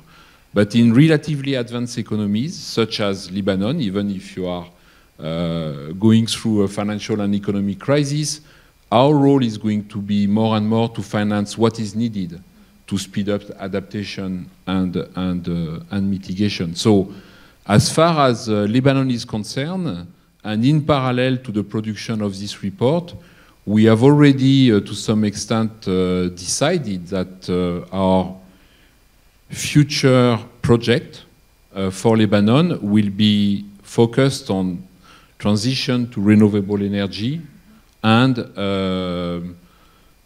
water security, to make it very large. So that's probably the two next projects we are going to present to the Board of Governors. And again, the fact that we have produced this report, this CCDR that is showing clearly the cost and the benefits of investing and the cost of not investing, is going to help the discussion at the Board of Governors, even if the country is facing, again, a very complicated situation. So it's already informing our decision to invest in such sector and instead of doing other sectors. So to try to prioritize. So for Lebanon, it's not final, but the decision has been made that at least for the next 2 years, to really move the needle towards sectors that are impacted by climate change. Of course, given the level of debt and given the situation in the country, there is a limit to what we can do. So we have decided to look at projects that are investing into the measures that were presented in the report that are not very costly. And the ones that can bring quickly benefits. And for example, in the two sectors, energy and water, you have the efficiency measures that are not very costly compared to building new infrastructure that should be prioritized. Because you don't want to increase the debt of the country too quickly while trying to tackle climate risk. You want to keep the balance between the macro equilibrium and what the government can invest currently and the need to start investing into sectors that are clearly presenting a lot of risks. Just to highlight one sector, it was mentioned in the presentation, the water sector. Hali was saying that Lebanon is a country, if you compare, for example, to Jordan, that is less impacted by climate change. You know, in Jordan, I am responsible also for this country, they have less than 100 cubic meters per capita and per year. In some of the northern governorates, they have less than 3 hours of water per week. So it's, sorry? No, and I think it's 600 in Lebanon, but it's, so yeah. So Lebanon was a couple of years ago seen as a country that didn't have any water problem. You have the mountains, you have a better climate and all these things. But look, for the last 10 to 15 years, during the summer, there are water shortages in Beirut. So of course you are still a well-organized society and economy, so you have water trucks that are bringing water because there is not enough water in the pipes. But these water trucks, they have a cost. They have an additional cost to an economy that is already impacted by economic and financial crisis and by the conflict in Syria. And now by the conflict in southern part of Lebanon. So there is so much you can take every time as additional cost. And I think some of our colleagues, probably with AUB or other research center, have calculated a couple of years ago, so it's not a new figure, that the water trucks in summer were costing $500 million additional to your economy. Not even, I think, incorporating the pollution cost. Just the additional cost of getting water through trucks compared to pipes. So we believe that this should be a priority for investment. So it's not only about doing things that are luxury or it's really for the most. And you were asking me, what do you do as the World Bank for the vulnerable? So it's, by the way, it's our core objective. But if by investing a little bit more or finishing the investment we have started a long time ago on water treatment plan, on transferring some water from one basin to another, you can reduce the use of water truck in the summer. The result is that you are decreasing what people have to pay for water. And who are the people that are the most impacted by an increase in the cost of water? It's the poor and the vulnerable. So a project that would be requested by the government to the World Bank to finance, because it's not World Bank project, it's government project. They say, please finance this project, would have a positive impact on the poor people. And I don't want to be too long, but it would be exactly the same thing if the government were to finalize its request for us to help them with the energy transition. If by, again, one other example, today you have a grid, but most of the electricity is produced by generator. And because it's very expensive, a lot of people, probably some of you in the room, they have put solar panel in their house, but they cannot sell to the grid.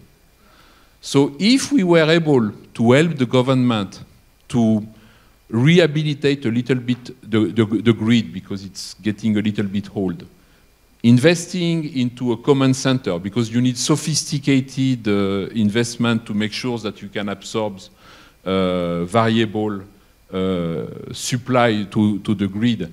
And if we were able to finance net metering so that people can sell their surplus of electricity from their solar panel, then you will inject in the grid maybe a couple of hours additional of electricity coming from the grid. And what you will get from the grid, which now you are paying 27 cents per kilowatt hour, will be less expensive than what you are paying when you are getting electricity from the generator, which is 60%. Again, who will be the main beneficiaries? The poor and the vulnerable people. So that's another example of how we think.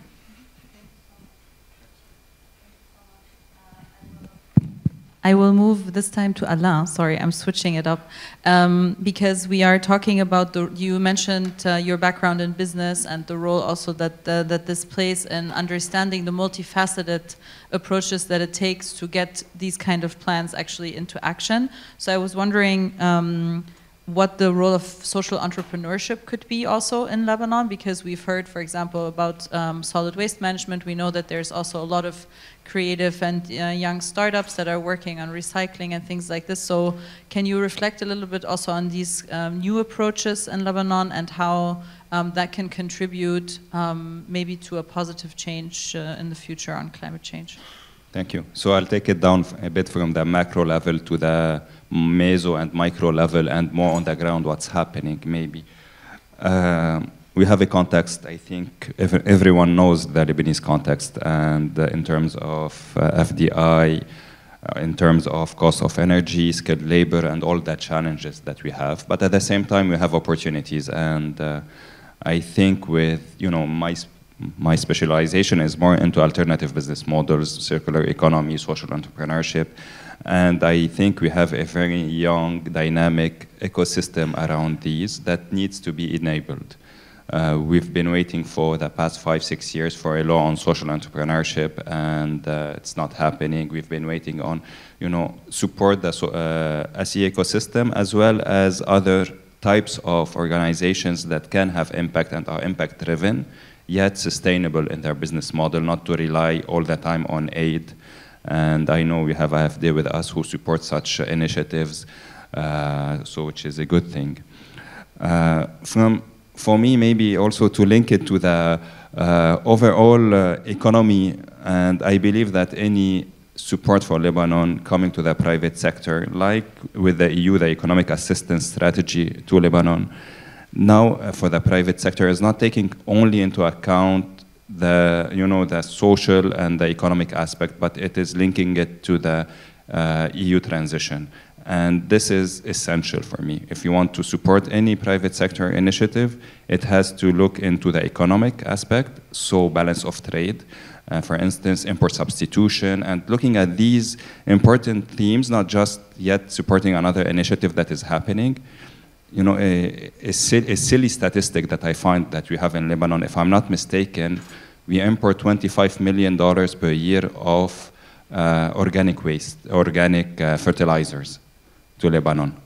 This, I saw it in one of the, you know, I was looking at the balance of trade in one of the projects I'm working on with the EU, and I saw this number. 25 million, and 50% of our waste in Lebanon is organic waste, and we're not doing enough in terms of, we can become net exporters of compost, of organic fertilizers, and so on. Now, this is just the way to look at things. If we change the lens and we look really at the pain points, we can impact the economy, even with small numbers. 25 million maybe for one activity is a small number, but if you add it together, it will add up. And same thing goes with social entrepreneurship. Like, I'm glad to see with us today, we have Heinrich from Rural Entrepreneurs, we have Samer Sfer from Pro-Abled, we have also Pierre Ba'alini, who's here from working on waste management. These are, now I saw them, I don't know if I missed anyone. And these are, you know, working with little, but making lots of impact.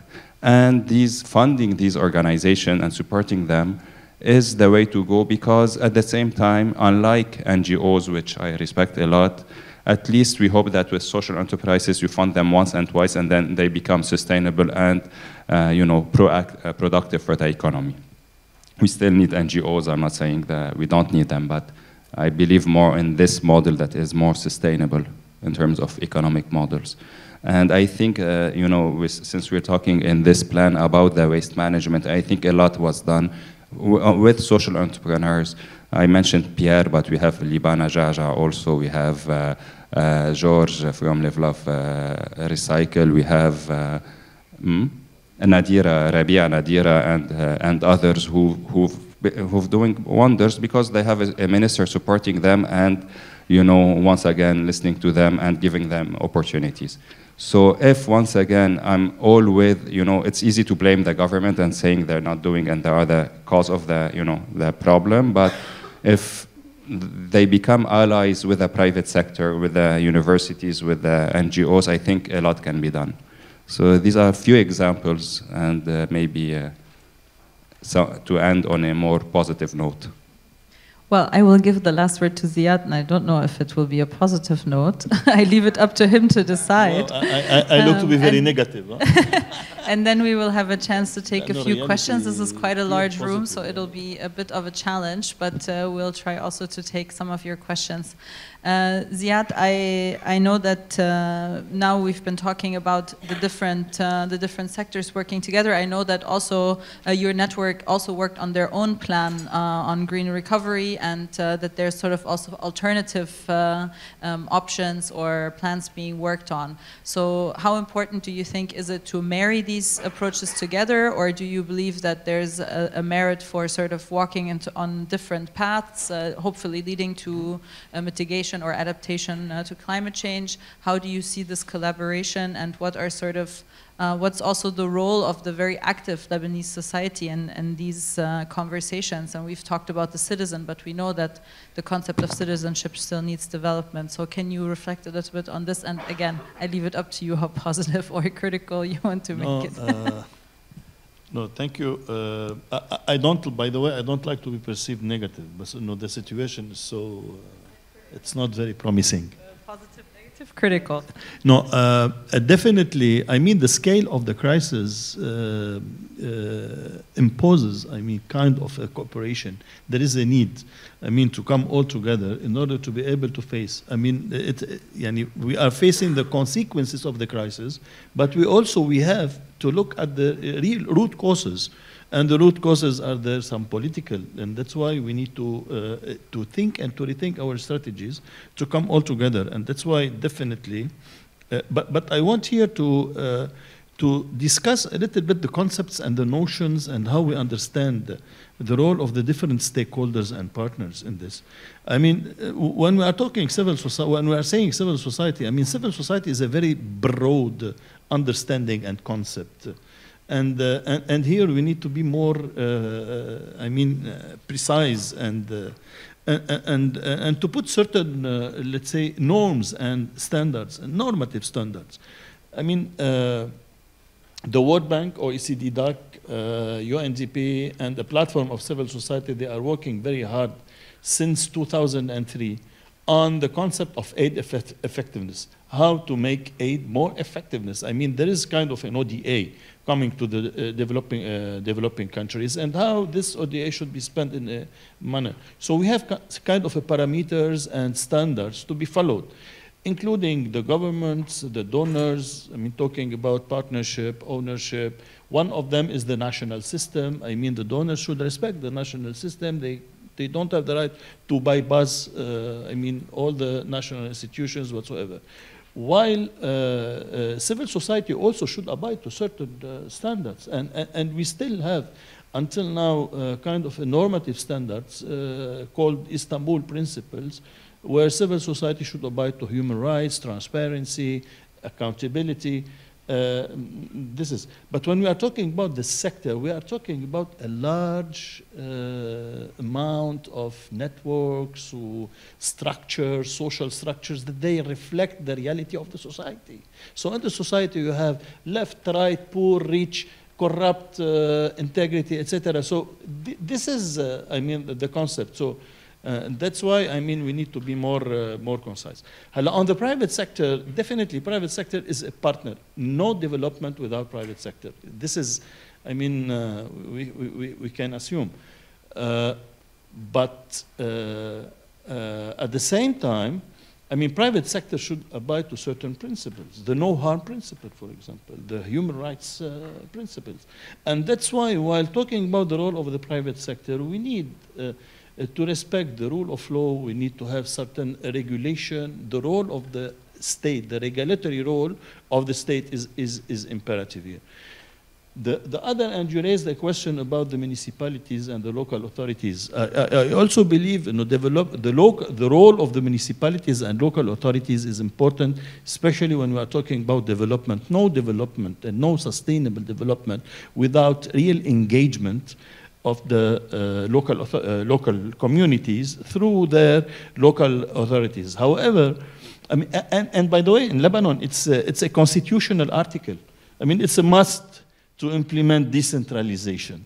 But the problem is, you know, Lebanon is highly centralized, and there is a huge disparity among the regions, first. And second, if we don't have kind of a regulatory and sustainable or equal distribution among the different regions and municipalities, I mean, this can become a chaotic case. And that's why, so we need to rethink the whole administrative structure in the country. We need to.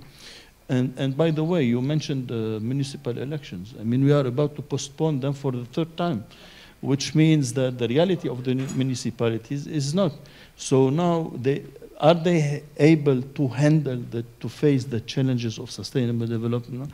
So all this, I mean, should be taken into consideration. And I definitely, in order to be positive, call now for a real coordination and cooperation among the different stakeholders in order to be able to face the elite capture and the challenges of this multifaceted crisis. Thank you. Thank you so much. We have a chance for a few questions to be taken by the audience, or am I mistaken? Yes, so unfortunately, because of time, we're only going to be able to take 4 questions at a time. Give a chance for the panelists to answer them. These were the first 4 hands. One from this section, perhaps, These were sir, the in the tie. Yes. And this, ناخذهم مع بعض. I saw you. And 2 from the middle section, madam, and over there. Sir here. I will ask you please to keep your questions brief and straight to the panelists. Thank you. And in English, of course. Okay, so we start over here. Go ahead.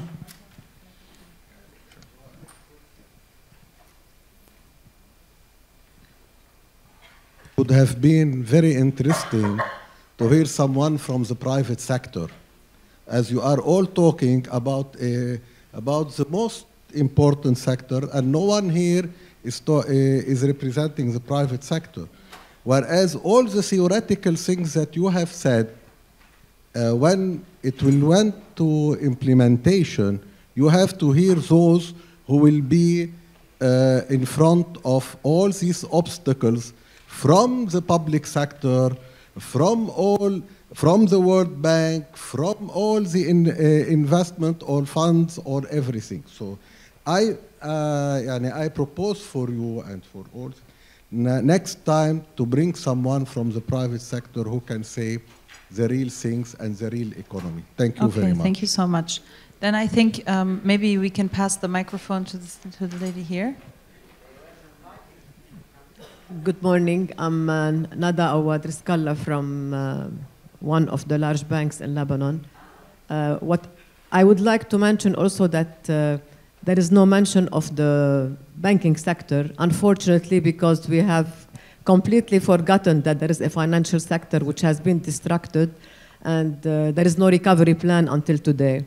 Just to remind you that the central bank, as well as the banking sector, was providing, with the support of the arms of the World Bank through IFC and EBRD, with sustainable loans, because we received loans also from both IFC, EBRD, and other development banks through the World Bank, to provide for the private sector, which is, as you said, supporting basically the sustainability initiatives in Lebanon.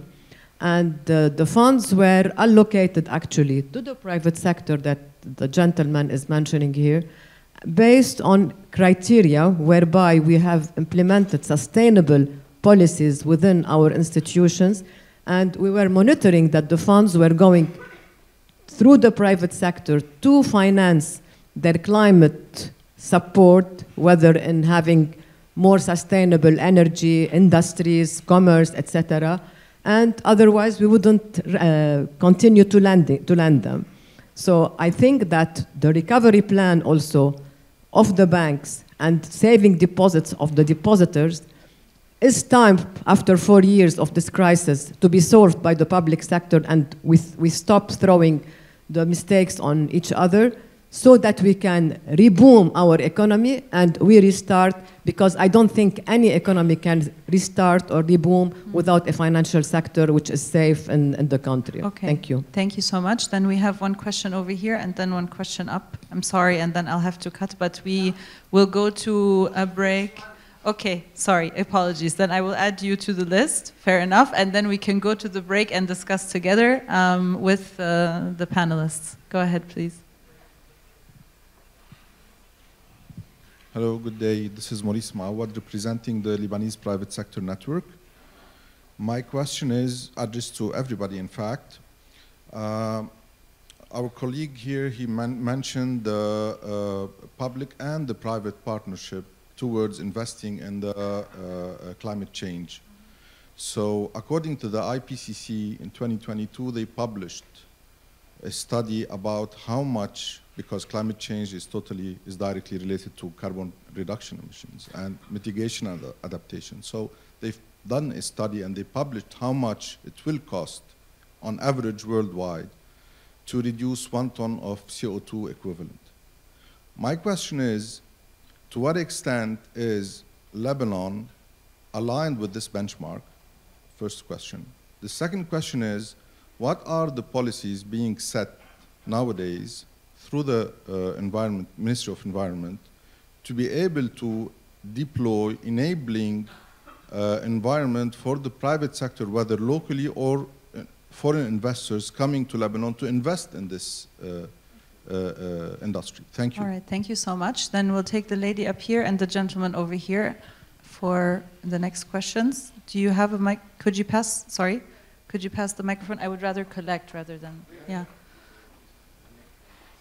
Yes, and exactly, yes. Hello, this is Dina Fakhouri from the UN Global Compact Network Lebanon, and also building on the private sector network, on the private sector work. Sometimes when we're talking about the private sector input, it's about financing and sometimes it's about investment. What is really expected of the private sector? Most of the people here are part of the network, they are from the private sector. What is really expected from the private sector in terms of, especially that they don't have access to finance and they don't have the resources today to be able to invest or eventually to implement?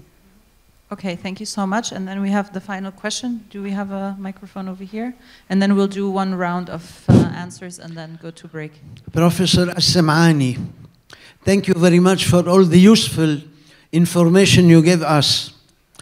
My question is to Mr. Kari. You know, Mr. Kari, it seems that we need $7 to $8 billion Where do you get this money? You know, you American, European, Chinese, you spoil the weather all over the world. You make wars all over the world. You are backing the new Nazi for their aggression against the Lebanese people and the Lebanese Palestinian people in Gaza especially. So you are spoiling the weather all over the world. Why don't you fix it yourself? Why you ask small countries and small people? You know, Lebanese people is starving. You ask us to pay $8 billion, dollars, not Lebanese pounds. So where do you get all this money? You spoil, why you don't correct? Thank you. Okay.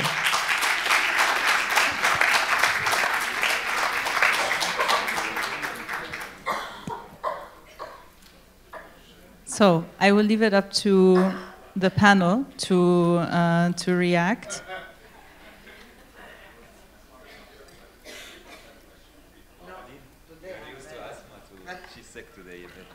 No, maybe just to add, just maybe, and I'll give it to you, because building a little bit on this, my question is, how and within what parameters will you trust the Lebanese government authorities this time in giving them yet another time funding and saying just the energy sector having spent on it $40 billion and still we don't have electricity today?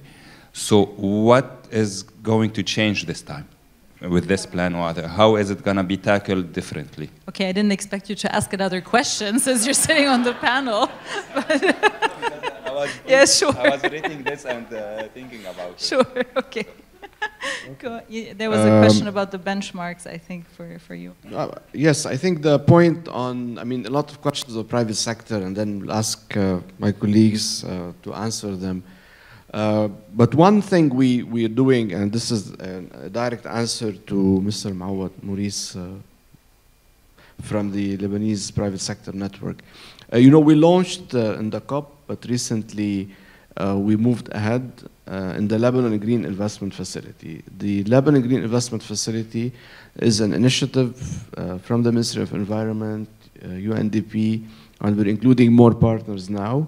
It's towards being officially launched to start attracting investors as well as private sector to be financed through this finance facility.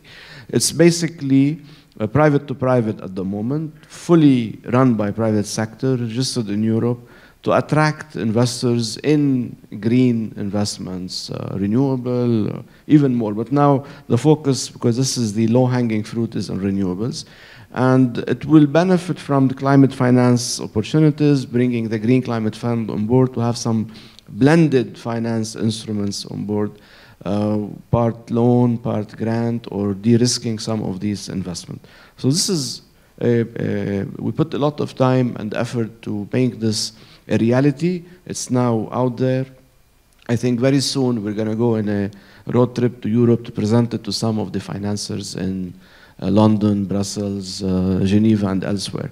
So yes, this is something we believe in. It's going to be private to private, understanding the current limitation in the banking sector and in government financing in order to really bring in private sector investment to these to green efforts and green initiatives by the private sector. So we want to work more on green bonds and others, but Lebanon is so small to attract such these, but we're still moving. And I think LGIF, Lebanon Green Investment Facility, will be the right place to work on these. Okay, thank you so much. Jean-Christophe, would you like to react? Yes, so a couple of reactions. First on the why the private sector is not here and why are we only talking about the public sector, and also on the cost and the 7 billion and where it will come from, and has it a link with what happened in the past. I think short answer on these two questions are the following.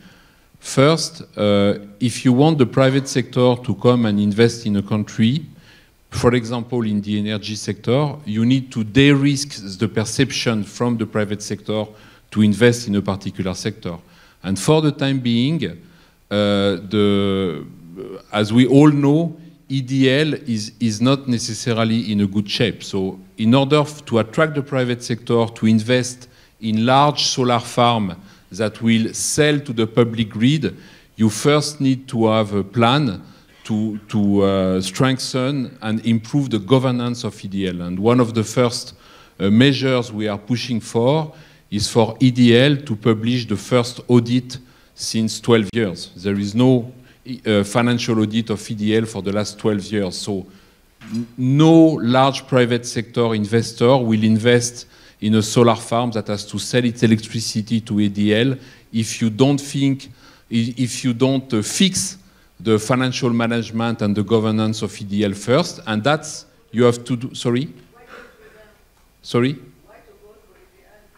Well, you go to EDL, madam, because it's probably more efficient when you produce electricity, not to produce entirely off-grid, but to sell to the grid, because you can dispatch electricity everywhere in the country. We have detailed calculation about it. So it's good in a country to have both off-grid and grid supply of electricity and a combination. For the time being, you have very little electricity coming from the grid, and we strongly believe that by developing the solar supply and sell it through EDL, you will increase the supply of cheap and clean electricity to Lebanon. So most of the investment in the transition to renewable energy sector will come from the private sector, but it won't come until you have fixed the policy, the institutional and the regulatory framework of the sector, and it has to be done first with the willingness from government, and second with a little bit of public money. But this is not the largest chunk of the cost. Then when you are talking rightfully about who has to pay for the damages that have been done to the planet the previous century and decade, it's a very important debate, and we, among others, we are preparing funds that will, to some extent, be reparation funds to these countries. But for example, when you are discussing, as today, your electricity sector, it's not the question. The question is that for the time being, you are relying on fossil fuel, and it's expensive and polluting. So the public debate should be, and I think it has been mentioned, how can we, in a country where we have already 1 gigawatt, so billions of dollars in investment in solar panel, accelerate, speed up the transition to renewable energy, and make it part of not only private, only household investment, but also you want large private sector investment. So we are discussing sector development, we are discussing business, we are not discussing repairing the damage from the decades before. It's an important debate, but how to transition from fossil fuel to renewable energy in the energy sector in Lebanon is not linked to the debate about the damage. It's how are we, and I think it's more a governance debate. How are you going to push the policymaker to finally take the decision on EDL that they haven't pushed for a long time? And we believe that by putting some money on the table to improve, in particular the grid, we can use it as an incentive to obtain the reforms that have been long awaited by this country. But they are not linked again to climate change. They are simple governance reforms. And we think that there is maybe a chance these days, because there has been a technological innovation for the last 20 years. Now there are solar panels that are not expensive. I think one of you said it's a couple of cents per kilowatt hour instead of 60 cents from the generator. So it's profitable it's an economic question. It's not even a climate change question. The principal thing is to how do we open up the sector to private investment in solar. And we strongly believe that first you have to invest with public money in improved governance, including from the public utility. That's what we think. Thank you so much. Thank you for your attention throughout all this first panel. We are going to go for a short break. No, there was no direct question, and you said we need to stop. Apologies, I'm trying to keep time since we were forced to make it shorter in the first place. Thank you for the discussion, and see you after the break. Okay, so for the second panel of this forum, which will be moderated by Dr. Joanna Dumar. Dr. Dumar is an associate professor and the chairperson of the Department of Earth and Sciences, AUB. The panel is a conversation between experts on gaming out the different scenarios for Lebanon's green transition. We hope you will enjoy it. There will be, of course, a short Q&A at the end. And Dr. Dumar, please, you can take it from here.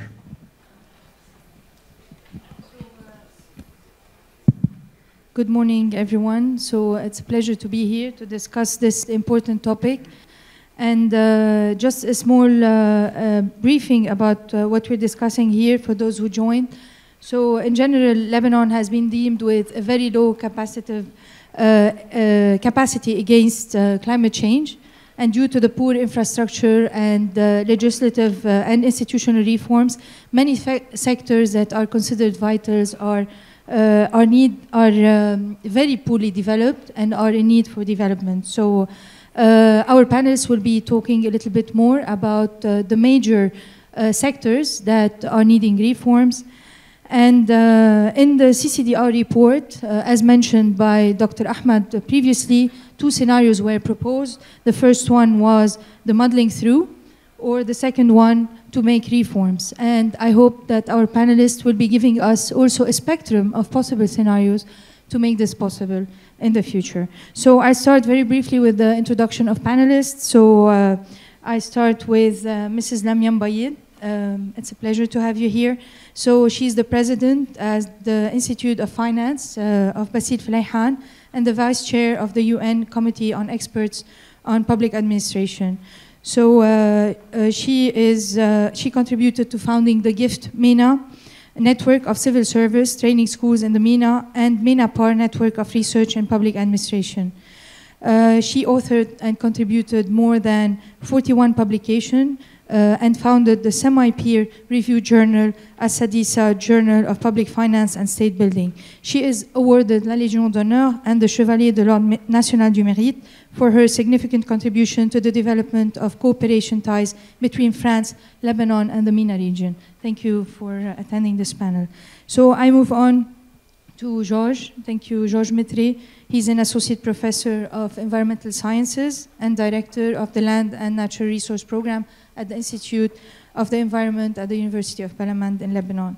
So Dr. Georges Mitre has a PhD degree in environmental biomonitoring from the University of Trieste in Italy. And he was a research associate at the Mediterranean Agronomic Institute of Chania in Greece. He has more than 20 years of research experience in the field of environmental sciences, and his research lies in the area of Earth observation and geoinformation analysis and their application in the land cover and land use mapping and monitoring, in addition to forest management and wildfire risk assessment. So, and last, I would like to welcome again, actually he's welcoming us here, so Dr. Ali Ahmad, who has given the presentation in the morning. He's a climate change specialist at the World Bank, Middle East and North Africa Sustainable Development Department. And Ali's career at the bank has focused on issues at the intersection of energy, climate change, and development, with focus on MENA context. And prior to joining the World Bank, Ali was a research fellow at Harvard University's Kennedy School of Government, and he has worked on assessing the impact of climate change on energy system resilience and economic, as well as the political economy of energy transition in the MENA region. He holds a physics degree from the Lebanese University and a PhD in engineering from Cambridge University. So thank you all for being here. So we try to make it short, so I ask most questions, and I'll be the timekeeper for the answers. So at the beginning, just to give a general overview about the relevance of your expertise to this important topic, I would like to have a small, brief introduction about how your expertise relates to the buildup of resilience under climate change constraints. So just 2 minutes to break the ice, as long as we still have ice.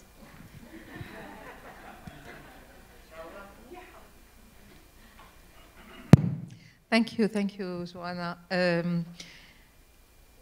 I had the Institute of Finance since some years now, and one of the very interesting topics in the area of public financial management, because this is, we're an actual excellence center, proudly within the Lebanese public sector, serving Lebanon and extrapolating to the MENA region.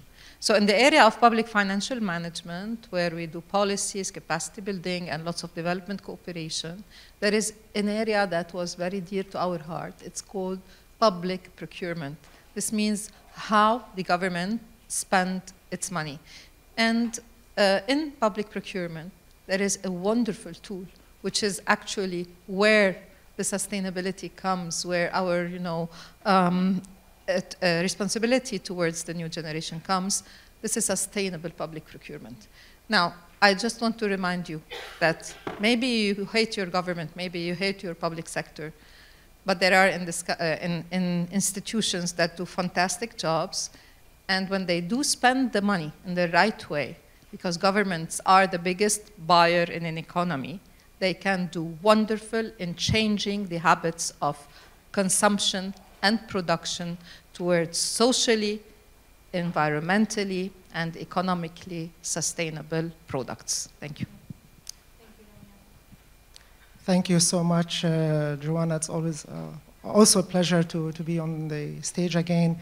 Maybe I would like to start by mentioning two personal comments. First one is, I come from an agricultural family in Akkar, very simple agricultural family. And from that perspective, as a child, I could relate to what crop failure mean and what crop failure mean for the sustainability or financial sustainability of the family throughout the year. So the issue of climate, maybe of course at that time climate was not perceived as it is today, but nonetheless the impact of nature and the interaction between nature and livelihood is deeply ingrained in my background. The second personal comment is, as you mentioned, my first love and my first study was physics. And of course, now we discuss climate change in the context of economics, of finance, of policy, but also this climate change is intrinsically scientific and technically oriented subject. And also a lot of the science of climate change is really interesting, and working on it also was very rewarding for me. Currently at the World Bank, I think I'm incredibly privileged to be working for such an institution that takes such a global challenge very, very seriously. And within our department, we focus on sectors such as agriculture, water, urban and land management. And in the region specifically, the World Bank has this image of being a financial institution and development institution, which is absolutely true, but the World Bank also is a knowledge institution. And I think a lot of the mandate of the things I do on a day-to-day basis is to contribute to our knowledge part in order to inform our clients, and our clients are the people in the first place. Just briefly,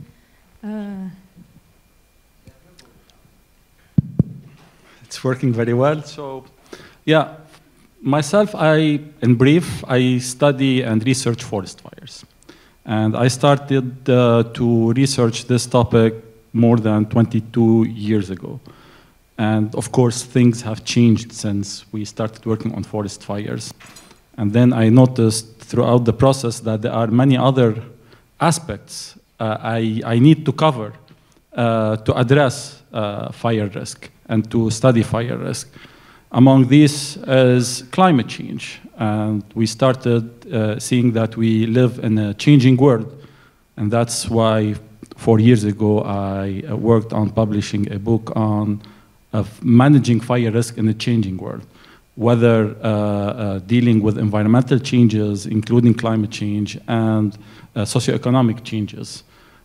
Fires, in most of the cases, 99% are human-caused fires, but we have now changes in risks and changes also in impacts of fires on the environment, on communities, on the economy even.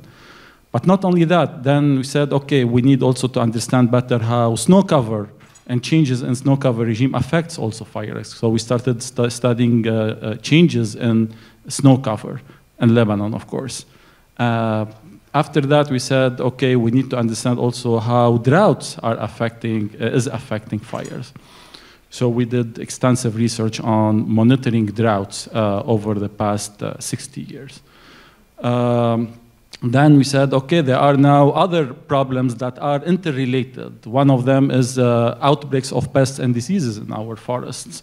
And we probably have noticed how our forests now are more vulnerable to outbreaks of pests and diseases, even the cedars, pines, the oak, which is one of the very solid trees we have here in Lebanon, is affected by different type of insects. And of course, after that, we started to relate how we can work on protecting these areas and different types of protections. We did a lot of monitoring and assessment of protected areas. And we looked at other disturbances, like illegal cutting of trees and putting fire on purpose in forests, and most recently, the impact of armed conflicts as well on the environment, specifically on forest fires. And there was an extensive assessment on how the extent of natural landscape affected by fire, and of course agricultural lands. So that's in brief, just to show you that really we are now more like we have to deal with different disciplines, different sector, in order to cover one risk. And this shows how we need really to be able to work in multidisciplinary way to address the impact of climate change, whether in adaptation or even in mitigation. Later, just to see how the reforms can address these very important topics. So I'll start with Ali. So previously in your presentation, you showed different priorities, and mostly the first 4 priorities were given to water, solid waste, transportation, and power and energy. And can you elaborate on the rationale behind choosing these 4 priorities, and what is the synergy that this can create for other sectors, and why other priorities were a bit classified as medium and low priorities? Thank you. Certainly, and thank you for the question. Also, I think the panel that came after the presentation highlighted some of this rationale. Working on Lebanon on issues such as climate change is not straightforward. It was a problem, as we say in mathematics, it has a boundary condition. And the boundary condition we are all aware of. This is a country with certain strong macrofiscal constraints. A lot of these constraints have resulted in the last 4 or 5 years in large social impacts in terms of increase in poverty, increase in unemployment, but also deterioration of basic services, critical basic services, including water and energy, that are impacting everyone in the society, but particularly the poorest in our communities. So with this reality, when we talk about climate action in a country like Lebanon, it has to be married to the reality. We have to start from the reality and ask the question, if we want to move the needle, development needle, in a way that is also aligned with climate change, which sectors we should tackle. Of course, the CCDR as a process, it was also a very consultative process. So of course the World Bank has expertise, but also this is a country that is full of people who are doing cutting edge research. And frankly, I'm honored to be on the panel with with two of them, especially Dr. Mitri and like the incredible work he's been doing on forest fires. So we do have great knowledge, existing great knowledge to work on to really understand what are the priorities that we need to focus on. So this is kind of maybe the first layer. The second layer relates really to financing as well. This is a country that doesn't have ample access to financing. And of course, in other CCDRs, you will see emphasis on the private sector, which of course translates into Lebanon as well. The private sector has an immense role to play. But nonetheless, the private sector, despite its small successes in the current crisis, also is crippled. So we have to take that into account, and we have to really think that within the current environment, how much envelope of financing we can talk about, at least from now until 2030. The CCDR is a report that will be published once every 5 years. So, of course, there are a lot of important topics that are not mentioned in the CCDR, and the team knows that very well. We are not agnostic towards these topics, but the team tried to really focus within the next 5 years, where can we start? And hopefully we can have a similar conversation in 5 years, and we have made some progress, and then we can cover on issues that are equally important. Thank you. Okay, so that takes me to the second question to George. So we feel that some of the sectors were overlooked in the CCDR report, and we have the rationale behind it, including financing. But do you think the ecosystem has been overlooked in the recommendations? And how do you think is resilient, how much is it resilient, our ecosystem, including the agricultural sector, to external forcing, and especially the increase of pressure for demand? Yes.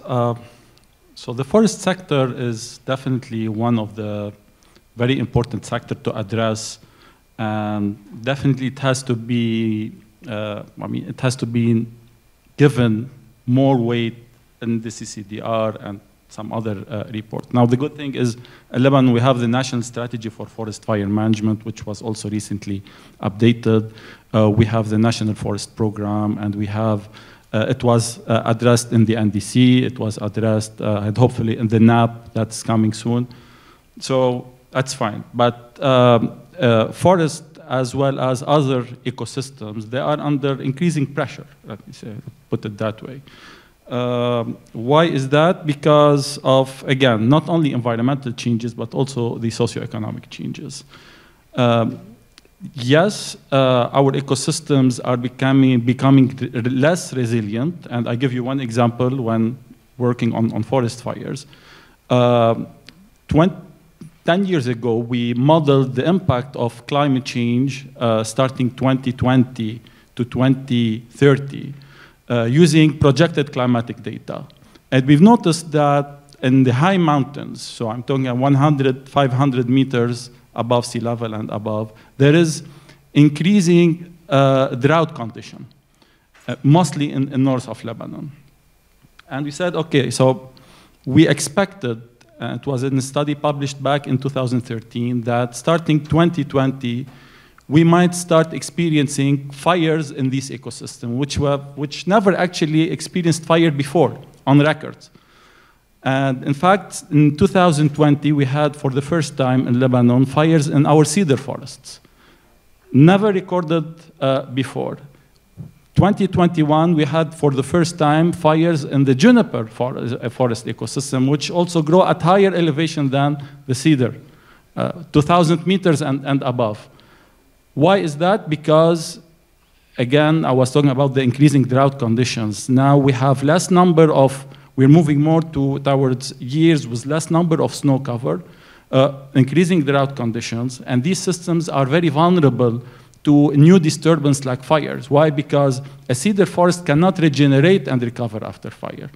The rare and endemic plant species have never developed at high elevation, never developed an adaptation mechanisms against fire. So once they are burned, they are gone forever.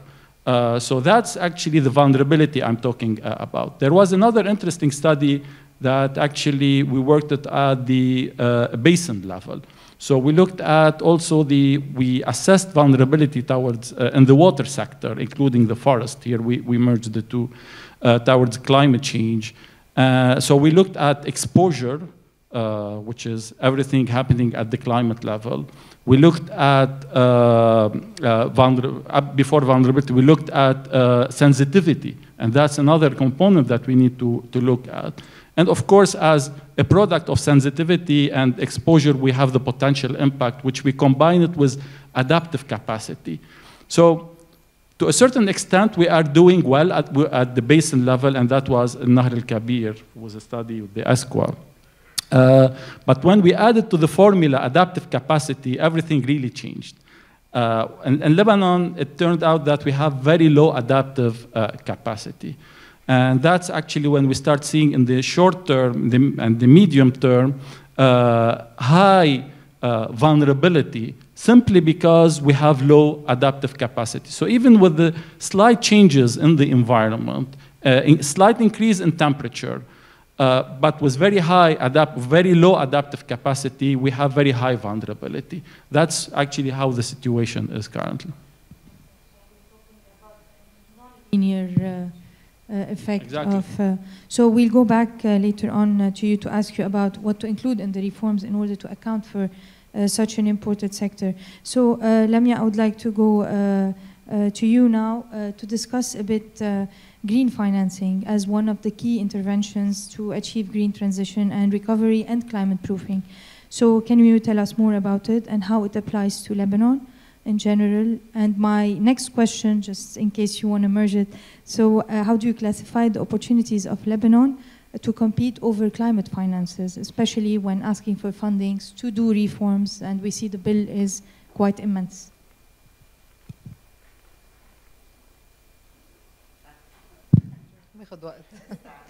It's okay. Thank you, Joanna. And it's really interesting. While you were talking about the cedar forest, I was thinking that I could probably use your quote to say that whenever you burn your public sector, it's going to be very, very hard to regenerate it. And whether you are a believer in, and I'm a believer in private economy, I'm an AUBite, I'm very liberal, but working with the state showed me something that I never, saw, that to do things, you need the regulator, and you need an intelligent, well-capacitated regulator, and this is why we need a good state. So coming to that, and financing, of course, is the heart of the problem now, because we are at one of the worst financing crises in Lebanon, and to access financing to do anything, including investing in climate resilient projects, will need us to restructure and reform, first and foremost, our financial sector from both ends. The banking sector, per se, because this is where the funds eventually will be coming, whether directly through these banks or through institutional investors like EBRD. And we need it also from the public sector side, and this is where we need to do structural reforms, to start having more fiscal space for investing in greener infrastructure, and solving the problems that we have in waste management control or in all other sector, water, etc., in a sustainable way. So the way you see it, the way you turn it, it's anchored in the political will to move on the agendas of reform. And this is where let's say, the heart burns, if you want. So what is green financing? It's a pretty simple concept. It's using your finances towards moving on a green agenda. It's as simple as that. It's not complicated at all. Like many things in public finance, they look, very technical, but when you go into them, they are pretty simple. And of course, this is including investing in renewable energy sources and energy which solves a lot of the EDL problems, etc., etc. And Lebanon has gone, for your information, started actually addressing the issue back in 2010, 24 years, ago, 14 years ago, in 2010. Lebanon, through the Ministry of Finance, was the first among the MENA region, after Tunis, to be part of the Marrakesh process. And we signed on this, and we went into extremely interesting studies on the market of sustainable product in Lebanon, because you need to have a market that can provide sustainable solution. And and the second part of the pillar of Marrakesh was to study what the legislation allows you to do. Because if the legislation is not conducive for investing in green, you can take all the initiatives, but then you probably will be constraining yourself. And on these two, let's say, important work of science and evidence-based, it turned out that we need a lot to do. And Lebanon started an exercise for changing or amending the regulations, starting with public procurement, because this is where Ministry of Finance had most leverage, and doing a spending review to see where do we spend most. And of course, guess what? Where do we spend most? Energy, thank you. So imagine that you could impose legislations on buying more greener energy. Imagine that you can impose legislation or standards that pushes governmental institutions, again, which are the biggest buyers, and again, also private institutions, to adopt standards that are in construction, in windows, etc. This needs to be done, and there is a pathway, and there is a new law of public procurement, which luckily opens the door, finally, for moving into this direction. And just to give you a few numbers, we're talking about billions, okay? So when we think about prioritization, because when you are into you're in the middle of the worst financial condition, you need to prioritize. So, and you need to invest where the impact can be most felt by the citizens. And of course, improving your ecosystem pushes you to do that. So we're talking about billions. In Lebanon, how much billions? Any guess? Also, I have the numbers. My colleague Basma actually computed them. She's also an AUB graduate. And she computed them to, before the crisis, to 3.5 billions. We're talking about big money here. In the world, it's 13 trillion, public procurement. But mind you, this is only at central level. If you add to it expenditures in the municipalities plus expenditure in defense and military, the number would go up. Okay, so imagine what kind of impact we can do. Now, accessing financing, to end on that, will need us to look at and to push for structural reforms, and this can only happen if we undertake an IMF program that will allow us to monitor progress, monitor, and then be able to discuss with eventual financiers on augmenting finances and gearing them towards environmental finance. For the interesting numbers. I'll go back to Ali. So I always had a question about the medium and low-term priorities, and I wonder whether the application or the implementation of these low and medium term could actually affect the high priority action or action plan that you have mentioned, and what would be the major bottleneck in starting the implementation? We heard about reforms, we heard about sectors that were overlooked, but what is really one bottleneck, and what is really needed to move forward with these reforms? Thank you for the question. Maybe also, if I may, just to emphasize what Dr. Bayed said about the green procurement as a principle. Of course, the CCDR takes sectoral approach because sometimes it's easier to do this data deep dives in sectors. Having said that, adopting a green procurement or, environmentally friendly or smart procurement, actually, it's one of these very powerful tools that governments can do regardless of their level of, exactly across all sectors and regardless of what is their starting point. So And the CCDR mentions that. Also, I disagree, not with Dr. Mitri, of course, I don't dare to disagree with George, but I slightly disagree with the question that the CCDR overlooked forestry sector. I think the CCDR covers a lot of emphasis on natural capital, and it goes without saying the forestry sector is, and of course its intersection with climate change is absolutely critical. But this is, I see, actually a nice segue into answering your question. In terms of what we see perhaps as the biggest impediment to implementation, I think right now is the capacity of the public sector, institutional capacity of the public sector to act on so many things. But let me caveat that with two things. First, currently in the public sector, we have absolute heroes.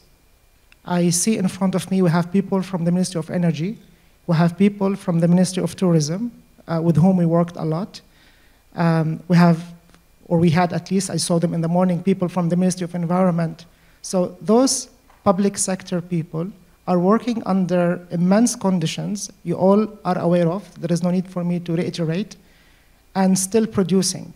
But the reality, the public sector has lost a lot of its capacity, a lot of its brain, have moved to other countries, to other regions, and currently, there is a big deficit institutionally in the public sector. This is on top of what weaknesses we had inherited before the crisis in terms of the political economy weaknesses of the governance system. So I think this is kind of one of the biggest challenges to overcome. And that's why addressing this public sector needs to reactivate the public sector and workers in the public sector would be absolutely important. I hope I answered your question. Yes. Okay, so I didn't mean to say it overlooks as a report, but in general as a priorities. So we can see that, for instance, when we look at an establishment of an observatory to quantify some resources that we have, especially water, this is put as low priority, while water has been put as major priority. So sometimes there are some reforms that go hand in hand, especially in a country like Lebanon, where we have, George discussed a bit the type of data that we have, and all of this has been done on a personal effort or on a university level effort. So to consolidate all of this together in order to have it all feed into the major reforms that are very much needed is a big task to do. That's why I was thinking of this synergy between the different reforms. Yeah. No, absolutely. I think. Again, let me reiterate that if something is not mentioned in the CCDR, or at least it's not given a lot of emphasis, it does not mean it's not important. I think it's important to understand that. Second, when we deal with climate change, in the context of development, we deal with a timeline. So, of course, a lot of, in Lebanon, water sector, the fundamental work that has to be done in the water sector actually is regardless of climate change. It's simple resource efficiency, simple economics and financial viability, reducing waste in any sector, let alone the water sector, especially when we look in a region where water is really become so scarce. I also work on Jordan, I work on Yemen, I work on Iraq. And these, compared to Lebanon, these countries have even bigger challenges. So again, like if you put Lebanon in the context of the region and see the low-hanging fruits that we can start with, I think these make a lot of sense. Down the line, of course, we have other interventions, but we have to start from the basics. Totally agree with you. So, George, in an ideal world, so how can a future scenario support land management, land use and forest management, and limit land degradation? And how can such reforms be incorporated in, for instance, let's say in an updated CCDR report? Excellent. So I believe any future scenario must involve, let me say, an integrated approach that combine sustainable practices, technological innovations, that's very important, policy reforms, and community engagement, especially in a country like Lebanon. I can give, always I like to give examples from experience. I can give 2 examples on that. The first one is coming from a village just at the border between Lebanon and Syria in the north, Minjas. Minjas is a very small community, and they decided that they want to manage their resources using this community engagement approach. And they were very successful. Minjas is a municipality that was established back only in 2012. And they have around 500 inhabitants living in the village. So they started, we supported them as academic institutions, first to assess their natural resources, their laurel forest, one of the largest in Lebanon, how they can benefit from their wood and non-wood forest products, how they can increase their forest cover using productive forest trees, how they can extract oil, essential oil from laurel, how they can benefit from all kinds of other resources related to their forest ecosystem. They started from there. And then slowly they built their pond to fight fires. They have now a solar farm. They have all the archaeological sites. They try to attract tourists to their area. So they try to complete the puzzle actually only at the local level with a municipality with very limited resources. But I mean, they were very active in knocking the door of every single funding agency to support them in their work. And that shows that community can play a very significant role in managing their resources and becoming more resilient to the impact of climate change. And the other example, which Dr. Alain also mentioned earlier in the morning, how the Ministry of Environment supported here community engagement, of course, building on science, building on all scientific data we had to provide to the ministry and to the minister. So the idea is, back in 2022, the Minister of Environment launched the National Emergency Plan for Forest Fire Prevention, with an objective to reduce the extent of burned area by 25% only, compared to the average between 2019 and 2021, which was somewhere around 3,000 hectares a year. So the plan, the main objective was to support community engagement in responding to fires. First responder teams, raising awareness, building capacities, disseminating alerts, forecasts of fire dangers early, just on time. And actually, this proved to be very successful. The campaign managed to reduce the extent of burned area not only by 25%, but by 90%. And this was not a coincidence. It was not related to better weather conditions, because we compared weather conditions, they were even harder than the year before. And in 2022, in 2023, even it was around 85% of reduction compared to the average. So these are 2 examples. First, at the community level, how it can play its role in any future scenario, as we said. And the other one, how the public sector can facilitate, even with very limited resources, just by facilitating, moderating, coordinating. It can play a very, very essential role in supporting communities to deal with some disturbances, stresses, and problems like fires.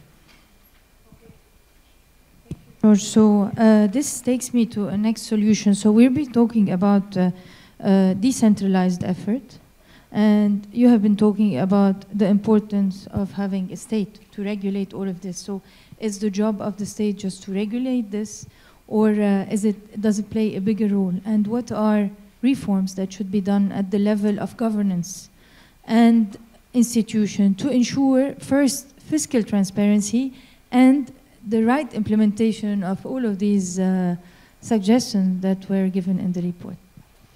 Thank you, Joanna, for this very simple question. But I'm happy. I'm happy because It's been like few days, my colleagues and I and people who work from the public sector have been sensing that in so many ways. We've kind of, reiterating this very, dogmatic, practically demagogic position that why do we need the public sector? Shut it down, the private sector can do it all by itself.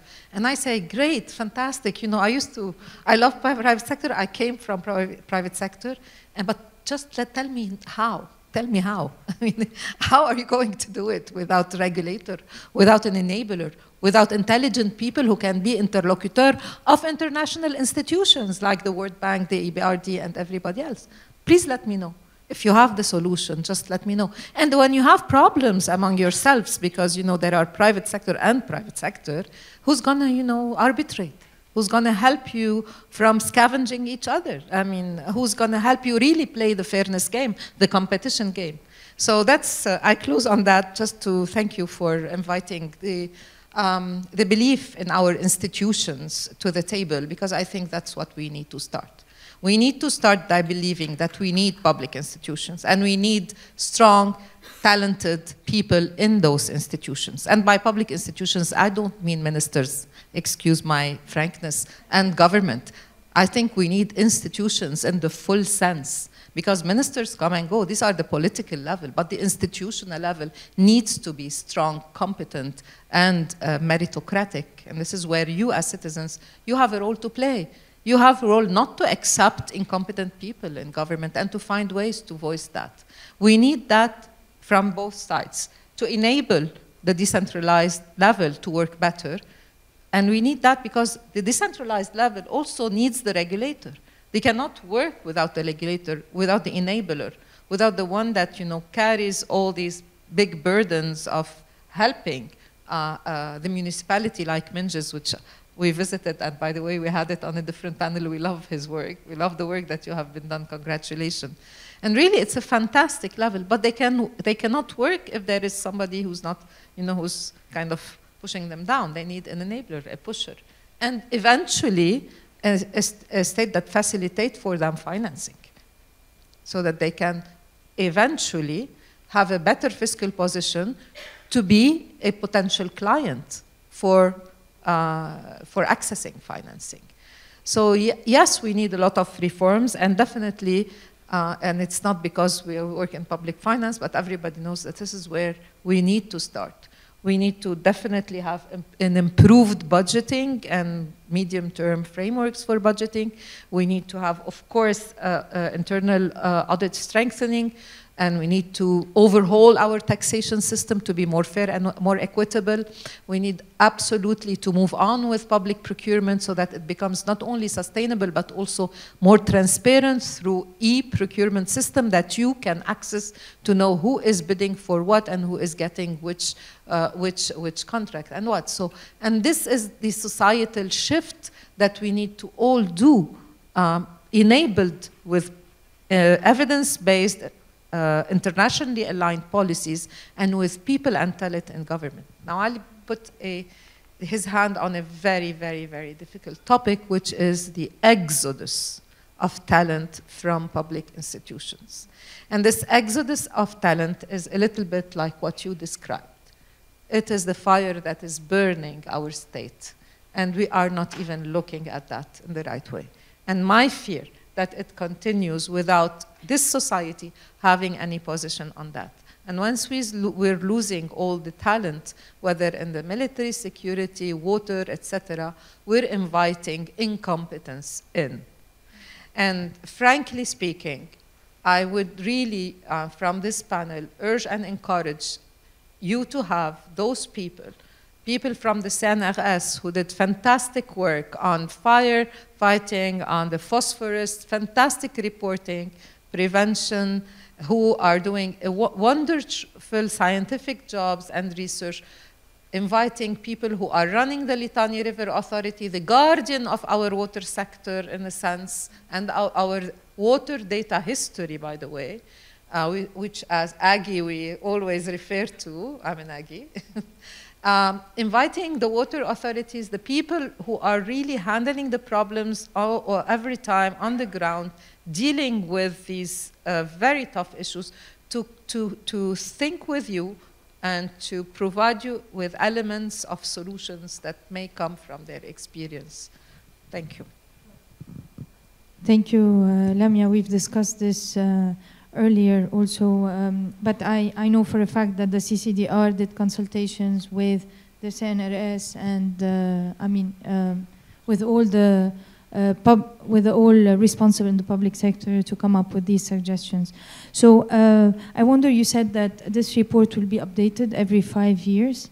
So what are the mechanisms of monitoring of any action plan on this front, and how to put these recommendations forward?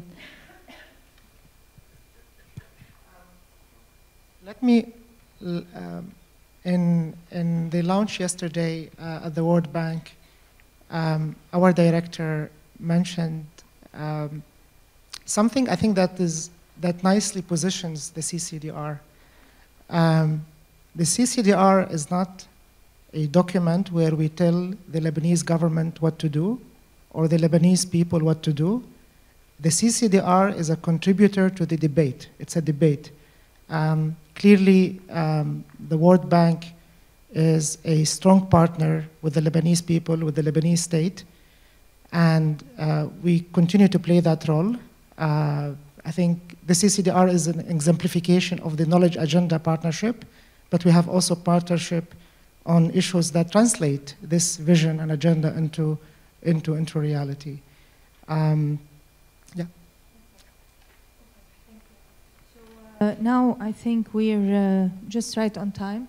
We would like to give the floor for Q&As from the audience. So, yes, 3 questions. Yeah, maybe we could give the possibility for Ali, because he has to leave early. So those who would like to have questions for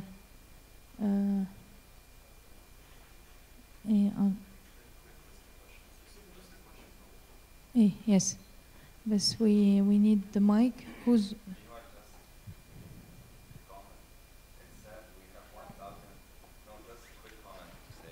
That we have, 1,300 municipalities plus in Lebanon, and each time we want to give an example, we all give the example of Menjes. Like, it's the case study that we all use, unfortunately. We don't have, and we have to, there are others, but I mean, because it comes, and we should have at least 200-300 Menjes around Lebanon. So, but, yeah. There are actually, but there are many. Okay, so Antoine, would you mind? No.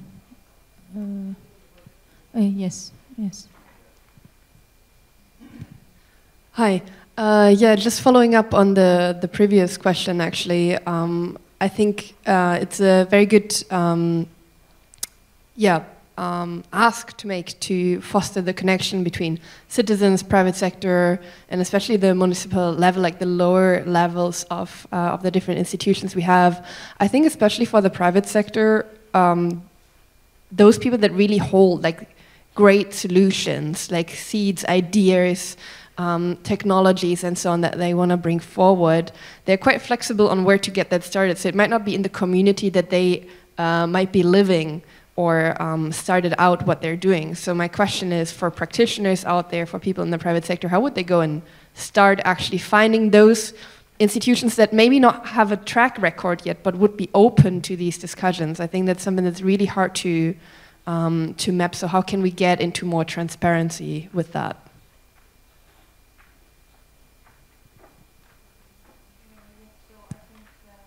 Lamia, yeah. So she's saying, how can the private sector start to establish those relationships with governmental parties in order to start the discussion? Is that right? Yeah. Did I capture you? Yeah. Okay. So yeah. Well, excuse my. The way I understood the question is how to engage with public institutions on issues that I talked about of sustainable public procurement. Well, for young people, definitely they need to start with educating themselves on this very complex topic. And I think they should need to consider reading the report, and especially the report on the progress of SDG 12.7.1, which is on sustainable consumption and production, progress on sustainable procurement.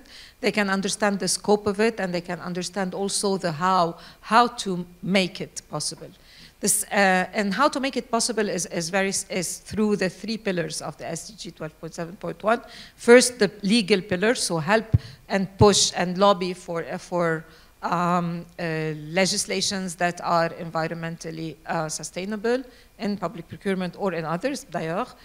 The second is capacity, where you need people to master how to produce bidding documents that integrate elements of sustainability, so that when the private sector responds, he has in front of it very clear guidance on standards to follow, on specifications to cater to, etc., etc. And the last pillar would be to enable the market with norms, standards that they can follow once they provide for the goods and services that will be asked by the public sector. So the private sector on its side need to educate itself, and the citizen and the youth need to educate themselves, and the public sector needs to educate itself. So there is here a very long process. And by the way, it started very early, around the 2009-10, very early, and you can see it from the data in Canada. And today, it's a movement that gained the whole world. The EU have set guidelines and standards and norms for everything that governments will buy. You can find them published on the website of the EU Procura. And these are being followed by the rest of the world to move on this. So it is a triangle: citizen, private sector, public sector, to move the agenda of sustainability and green public procurement. I hope I responded to your question. Maybe, George, you could give an example about how easy it was for a private sector, such as a private university, to like deal with the public sector, just to. I mean, what? So actually, the private sector has always been supportive to our work in general when we work with local community groups and try to address or try to actually do some applied research working with the communities. But I want to highlight more the role of active NGOs, actually, who are even very aggressive here and responding to the needs of communities and ensuring sustainability of our project with the community, which is very important, because in many cases when the project ends, most of the project outcomes also end with the project. So here NGOs can play a very important role in ensuring sustainability with the support of the private sector, because you always need some continuous financial mechanisms to support the work on the ground. We have some examples in Tandoorine, some other examples also in Minges, which proved to be very, very successful, actually. Do we have the mic?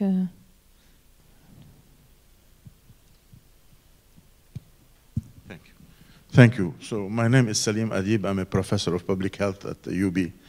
And my question goes back to Ms. Mbayid.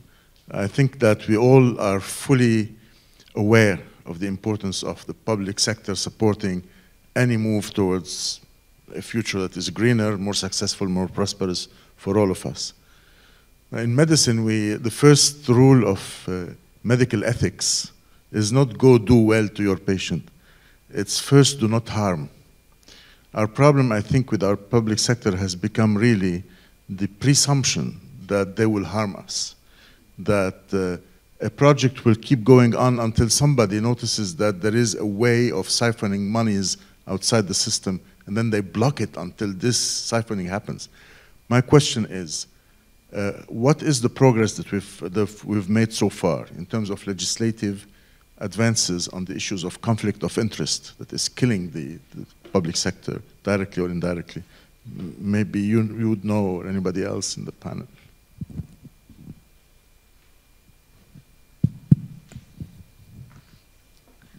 Thank you. Thank you for this very interesting question and important question, because I think, yes, in the background of each and every one of us, there is this, burning trust problem. And this trust problem has been amplified by, of course, the August 4 explosion, and that was a time where everybody was kind of convinced that the state did this, and then it was even on the walls. But then again, if you look into facts, you'd find that it's not only the state that failed on its job. There are many, many, many actors, including those who actually dismantled all sorts of standards within the states, who are also responsible, but we're not here to discuss that. What can we do about it is the big question, and I think this is where we need to put our energy in. From our side, we are a small institution. We have a big name, Basil Fleihan, who is a role model for every young woman and man in this country, and we try to live by this reputation. So we have a very small part of responsibility on setting standards and policies that go in the right direction, and we chose public procurement because it is not a transactional area like people want to think. It's about bidding, but it is a strategic area, because this is where you plan how you are going to spend your money, and then how much you are going to spend your money, and where you are spending your money.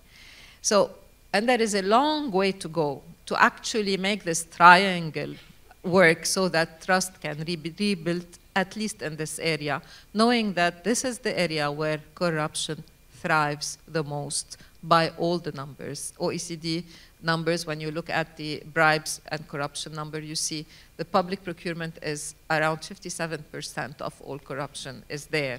And I'm not talking about customs here, I'm talking about perfect public procurement. And in Lebanon, we have a big track record. So what can we do? Yes, conflict of interest. We have addressed that, tried to address it from different perspectives in PPL law, Public Procurement Law 244, that is now being implemented since a year or so. So we spent a lot of time and effort to build all these principles that can push us towards more ethical behavior. And conflict of interest, for the first time, has been defined in the preamble, even in Article 2 of this law, which is a definitions article. And let me tell you a story. In all our legislation, if you open it, there is no table of content and there are no definitions. Just look at even the most recent. So this is the only law where we insisted, and against all odds, and against recommendation from the parliament itself, to start with a table of content, which tells us each article, what does it contain, and with Article 1, which sets the principle, and Article 2, that we have how many, Basma? Maybe 90 definitions. So we defined legalistically every single term, and conflict of interest is a whole paragraph. Let me tell you that it goes to the 4th level of kinship. So it is very well defined, and it is being used in other law. So this is the first time. Lebanon has very is very much lagging on good legislations that are in line with international practices. But again, legislation is only one single piece of a big puzzle. Where it is difficult, it's the implementation. This is where the implementation. Very positive, actually. So one last question. Yeah. It's not a question, actually. My name is Hasmi Khouri. I'm a sustainability consultant. To support with what you just finished, Ms. Mbayed, and to answer the question in the back earlier on about procurement and about the private sector. I have the privilege of representing a few of the players on the private sector when it comes to sustainability reporting. And I think it makes a lot of sense, and it would be even more attractive for the audience and the implementation part, not just from public sector, but to recognize that today, even in the hardship and challenges Lebanon is facing, we have so many private sector industry services that are being normalized to the Sustainable Development Goals, to ethical business conduct, to requiring their procurement, their own procurement and supply chains to be aligned with global norms. And I think if we as an audience get more and more accustomed at knowing who we're buying from, it would always make more sustainable sense for everything, for every challenge that the country is facing. So one last question.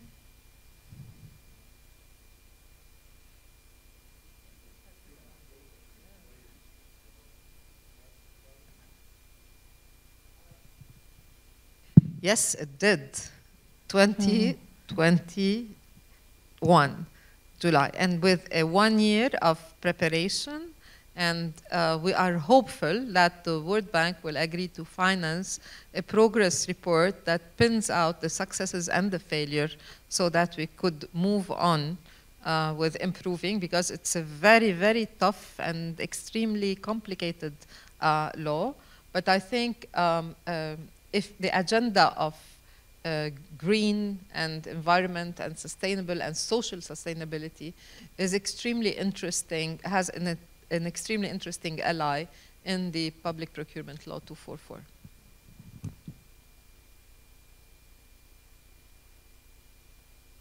There are no other questions, so I would like to thank the panelists for such an insightful answers and insights into into the next step forward. And I would like to thank the audience also for your participation. And with that, we conclude.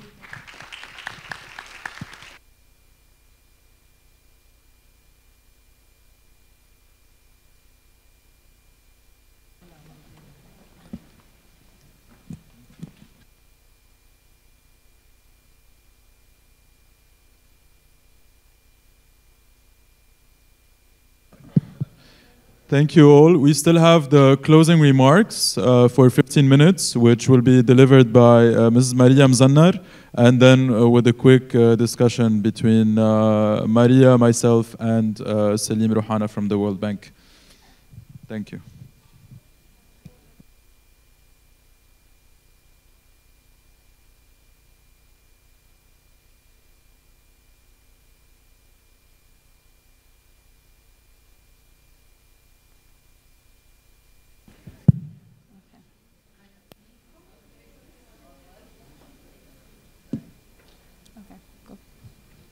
Hi, everyone.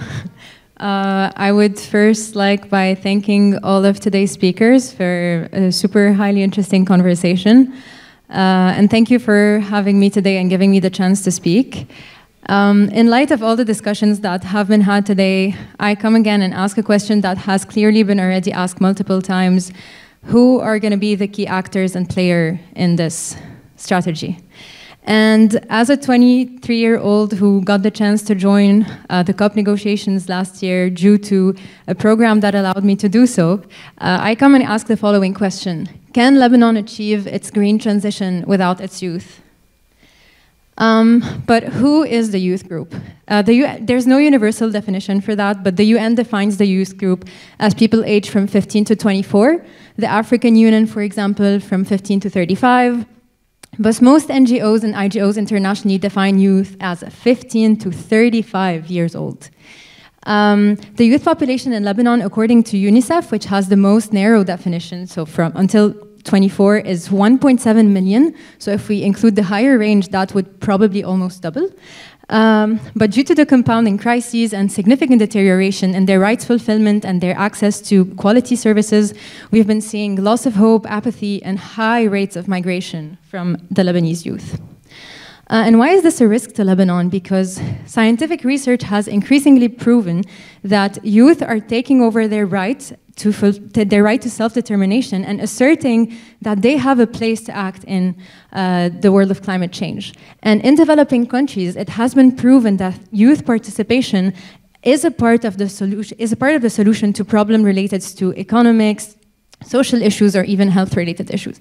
And this is especially relevant to climate change because when you have youth involved in climate action, they look at it from a perspective of real feel and ownership of the policies they would be creating, because they are the generations that are going to suffer the repercussions of climate change. So what are some of the challenges that the youth group faces? And I really want to start by the one of the left, which is the infantilization of youth.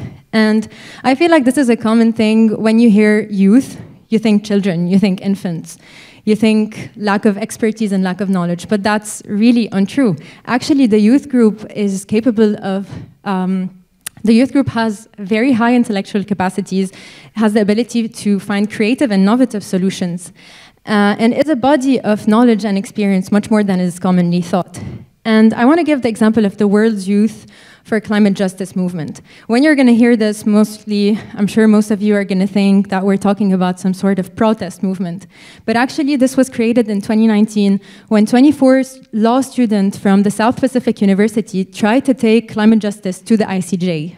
So this is just an example that when we talk about youth, we're not just talking about protests and movements that aren't rooted in research or expertise or knowledge. So there's this sort of ageism against youth that results in their marginalization. And this is especially relevant in the MENA region when we see that it has one of the highest rates of youth unemployment according to the ILO, but especially also relevant to Lebanon when almost 50% of Lebanese youth are currently unemployed. So we have an exclusionary political and social system that is resulting in the migration and the brain drain of the youth of Lebanon. But another challenge is that we have repetitive and siloed efforts. You look around you in climate action in Lebanon, you have 15 NGOs on reforestation, 30 or 50 or 100 or 200 on plastic recycling, and none of them are working in coordination. So you end up having a competitive rather than a complicit atmosphere between them. So there's a clear need for enhanced communication and coordination in the movement on the ground. But some success stories from Lebanon, and this is data from the Ministry of the Environment. So there's the Climate Youth Negotiator Program, funding young experts in climate change to go and negotiate with their local delegations. Recently, and in 2023, youth have been involved in dissemination session for Lebanon's 4th national communications. So there has been youth involvement in the production of reports. There was the workshop at the Italian embassy for the AYA toolkit, and there's the ELCOI, which was hosted for the first time in Lebanon this year. And all of these together have resulted in about 432 young people participating in climate action this year in Lebanon. As for the integration of women and youth into formal COP negotiations, in 2022, so in COP27, we had a percentage of 47% women and 60% youth only, and now we've reached 39% youth and 52% women. So just to end with some roadmap of what we should be looking into concretely. Education, first and foremost, we keep repeating that, but education. Environmental and climate education is currently not formally present in most schools, and the programs in universities that offer environmental and climate degrees are very low and weak in Lebanon. So education, opportunities, inclusion, partnerships between the public and youth groups, funding avenues, communication and coordination between the climate movement, and data sharing and transparency. And with that, there are 2 questions that I would like to ask and that I would like us to discuss now. The first one being that the CCDR discusses key levers that could help us achieve the recovery scenario. And 2 out of 4 of these levers are 1, human capital, and 2, governance and citizen engagement. So my question is, what is Lebanon's strategy to ensure the youth play a central role in this process? And the second question I'd like to ask is, can we even discuss any real recovery scenario with the current levels of youth migration? Thank you, and I would like to invite the speakers.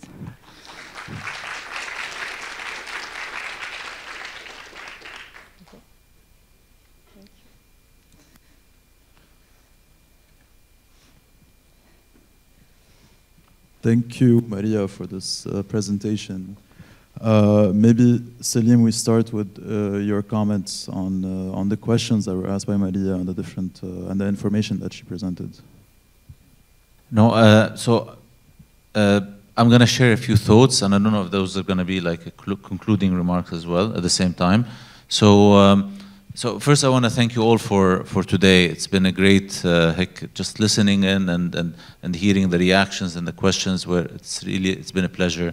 And many asked about the report. It's online. Just Google Lebanon CCDR and you'll get it, or on the website of the bank on Lebanon, and the video will be up soon as well. So when we prepared the CCDR, we were confronted with a key discussion. Again, going back to the realities of the country today, what's happening, and what you've been mentioning about the youth, migration, and really the desertification almost of the country, of its youth and of its young, smart, capable working population. It's not a matter only about youth as a phenomena. When we were preparing the document, we thought like, okay, but beyond the water, energy, solid waste, transport sectors, what would really make Lebanon, what's really special in this country? And what we thought about it, compared to the rest of the Arab countries, with all due respect, of course, to all countries, but it happens to be that we pride ourselves, rightfully or wrongly, that we have a great natural capital, what's left of it, and we have a great human capital, what's left of it. And if we want to think about how do we recover this country one way or the other, we really need to think, those are the two most associated capitals, because of course there is discussion about financing and financial capital and all of that. But those are the two most associated capitals with how this country will eventually recover. And if we will go beyond just bringing energy and water and roads and solid waste to people, but rather moving that narrative into a whole of economy type of recovery narrative. And I think that's the foundation, and that's why we had the levers embedded, and we said natural capital, human capital, governance and citizen engagement, and green finance and an effective private sector. So that's a little bit of the thinking. And the narrative, and I think just to capture a few points that you had mentioned earlier on, what kind of education, studying climate is not enough. We need engineering, we need hydrologists, we need people who understand renewable energies, who would be able to develop new technologies. And so I think what we're missing in Lebanon is not necessarily more people studying climate, but rather more people studying how climate should be integrated into our key sectors of learning, all the way from philosophy to engineering. And I think that's a foundational element that we're missing, because I think it's not enough to just add few extra curriculum teaching sustainability or teaching climate, but rather I think we need to rethink a little bit of that model. So thank you again for having me and for having us co-host this with you guys, and I hope it was useful. And also for you as a youth delegate to COP, I hope that people like you don't lose hope with this country and can keep pushing some key agendas.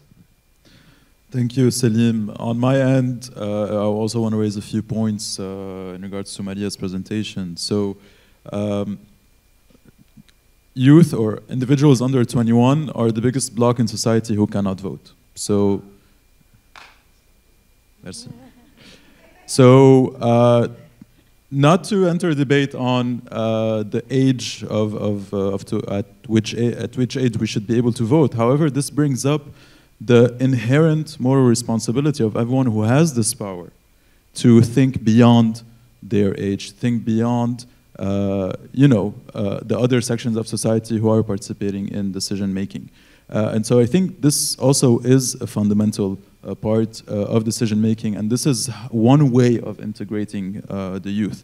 Second, we heard today, whether from the audience or from the panelists, we heard from champions of public institutions.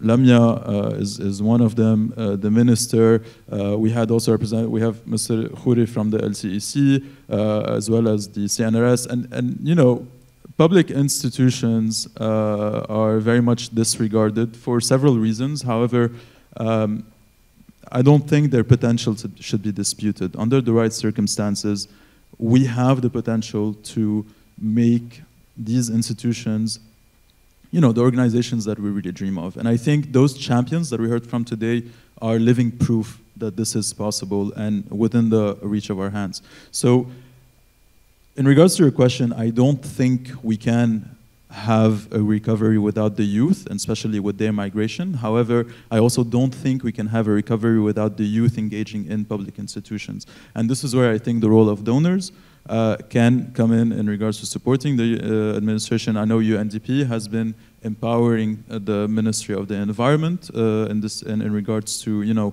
trying to retain talent as much as possible. And I do believe this is one of the possible roadmaps that we have. We're gonna cut this conversation short today. It's been a long day. I really want to thank Salim and the World Bank team for you know, co-organizing this event with us. Their input was crucial into framing the conversations. I want to thank the panelists. I want to thank also the moderators who did an amazing job, and it wasn't easy at all. These topics are very complex. They did an incredible job at making them, you know, accessible. And I also want to thank the audience, especially those who stuck with us until almost 2 p.m. I wish you all a great afternoon, and please check out the report of the CCDR. It's already online, and stay in touch with the Nature Conservation Center and our activities. Thank you.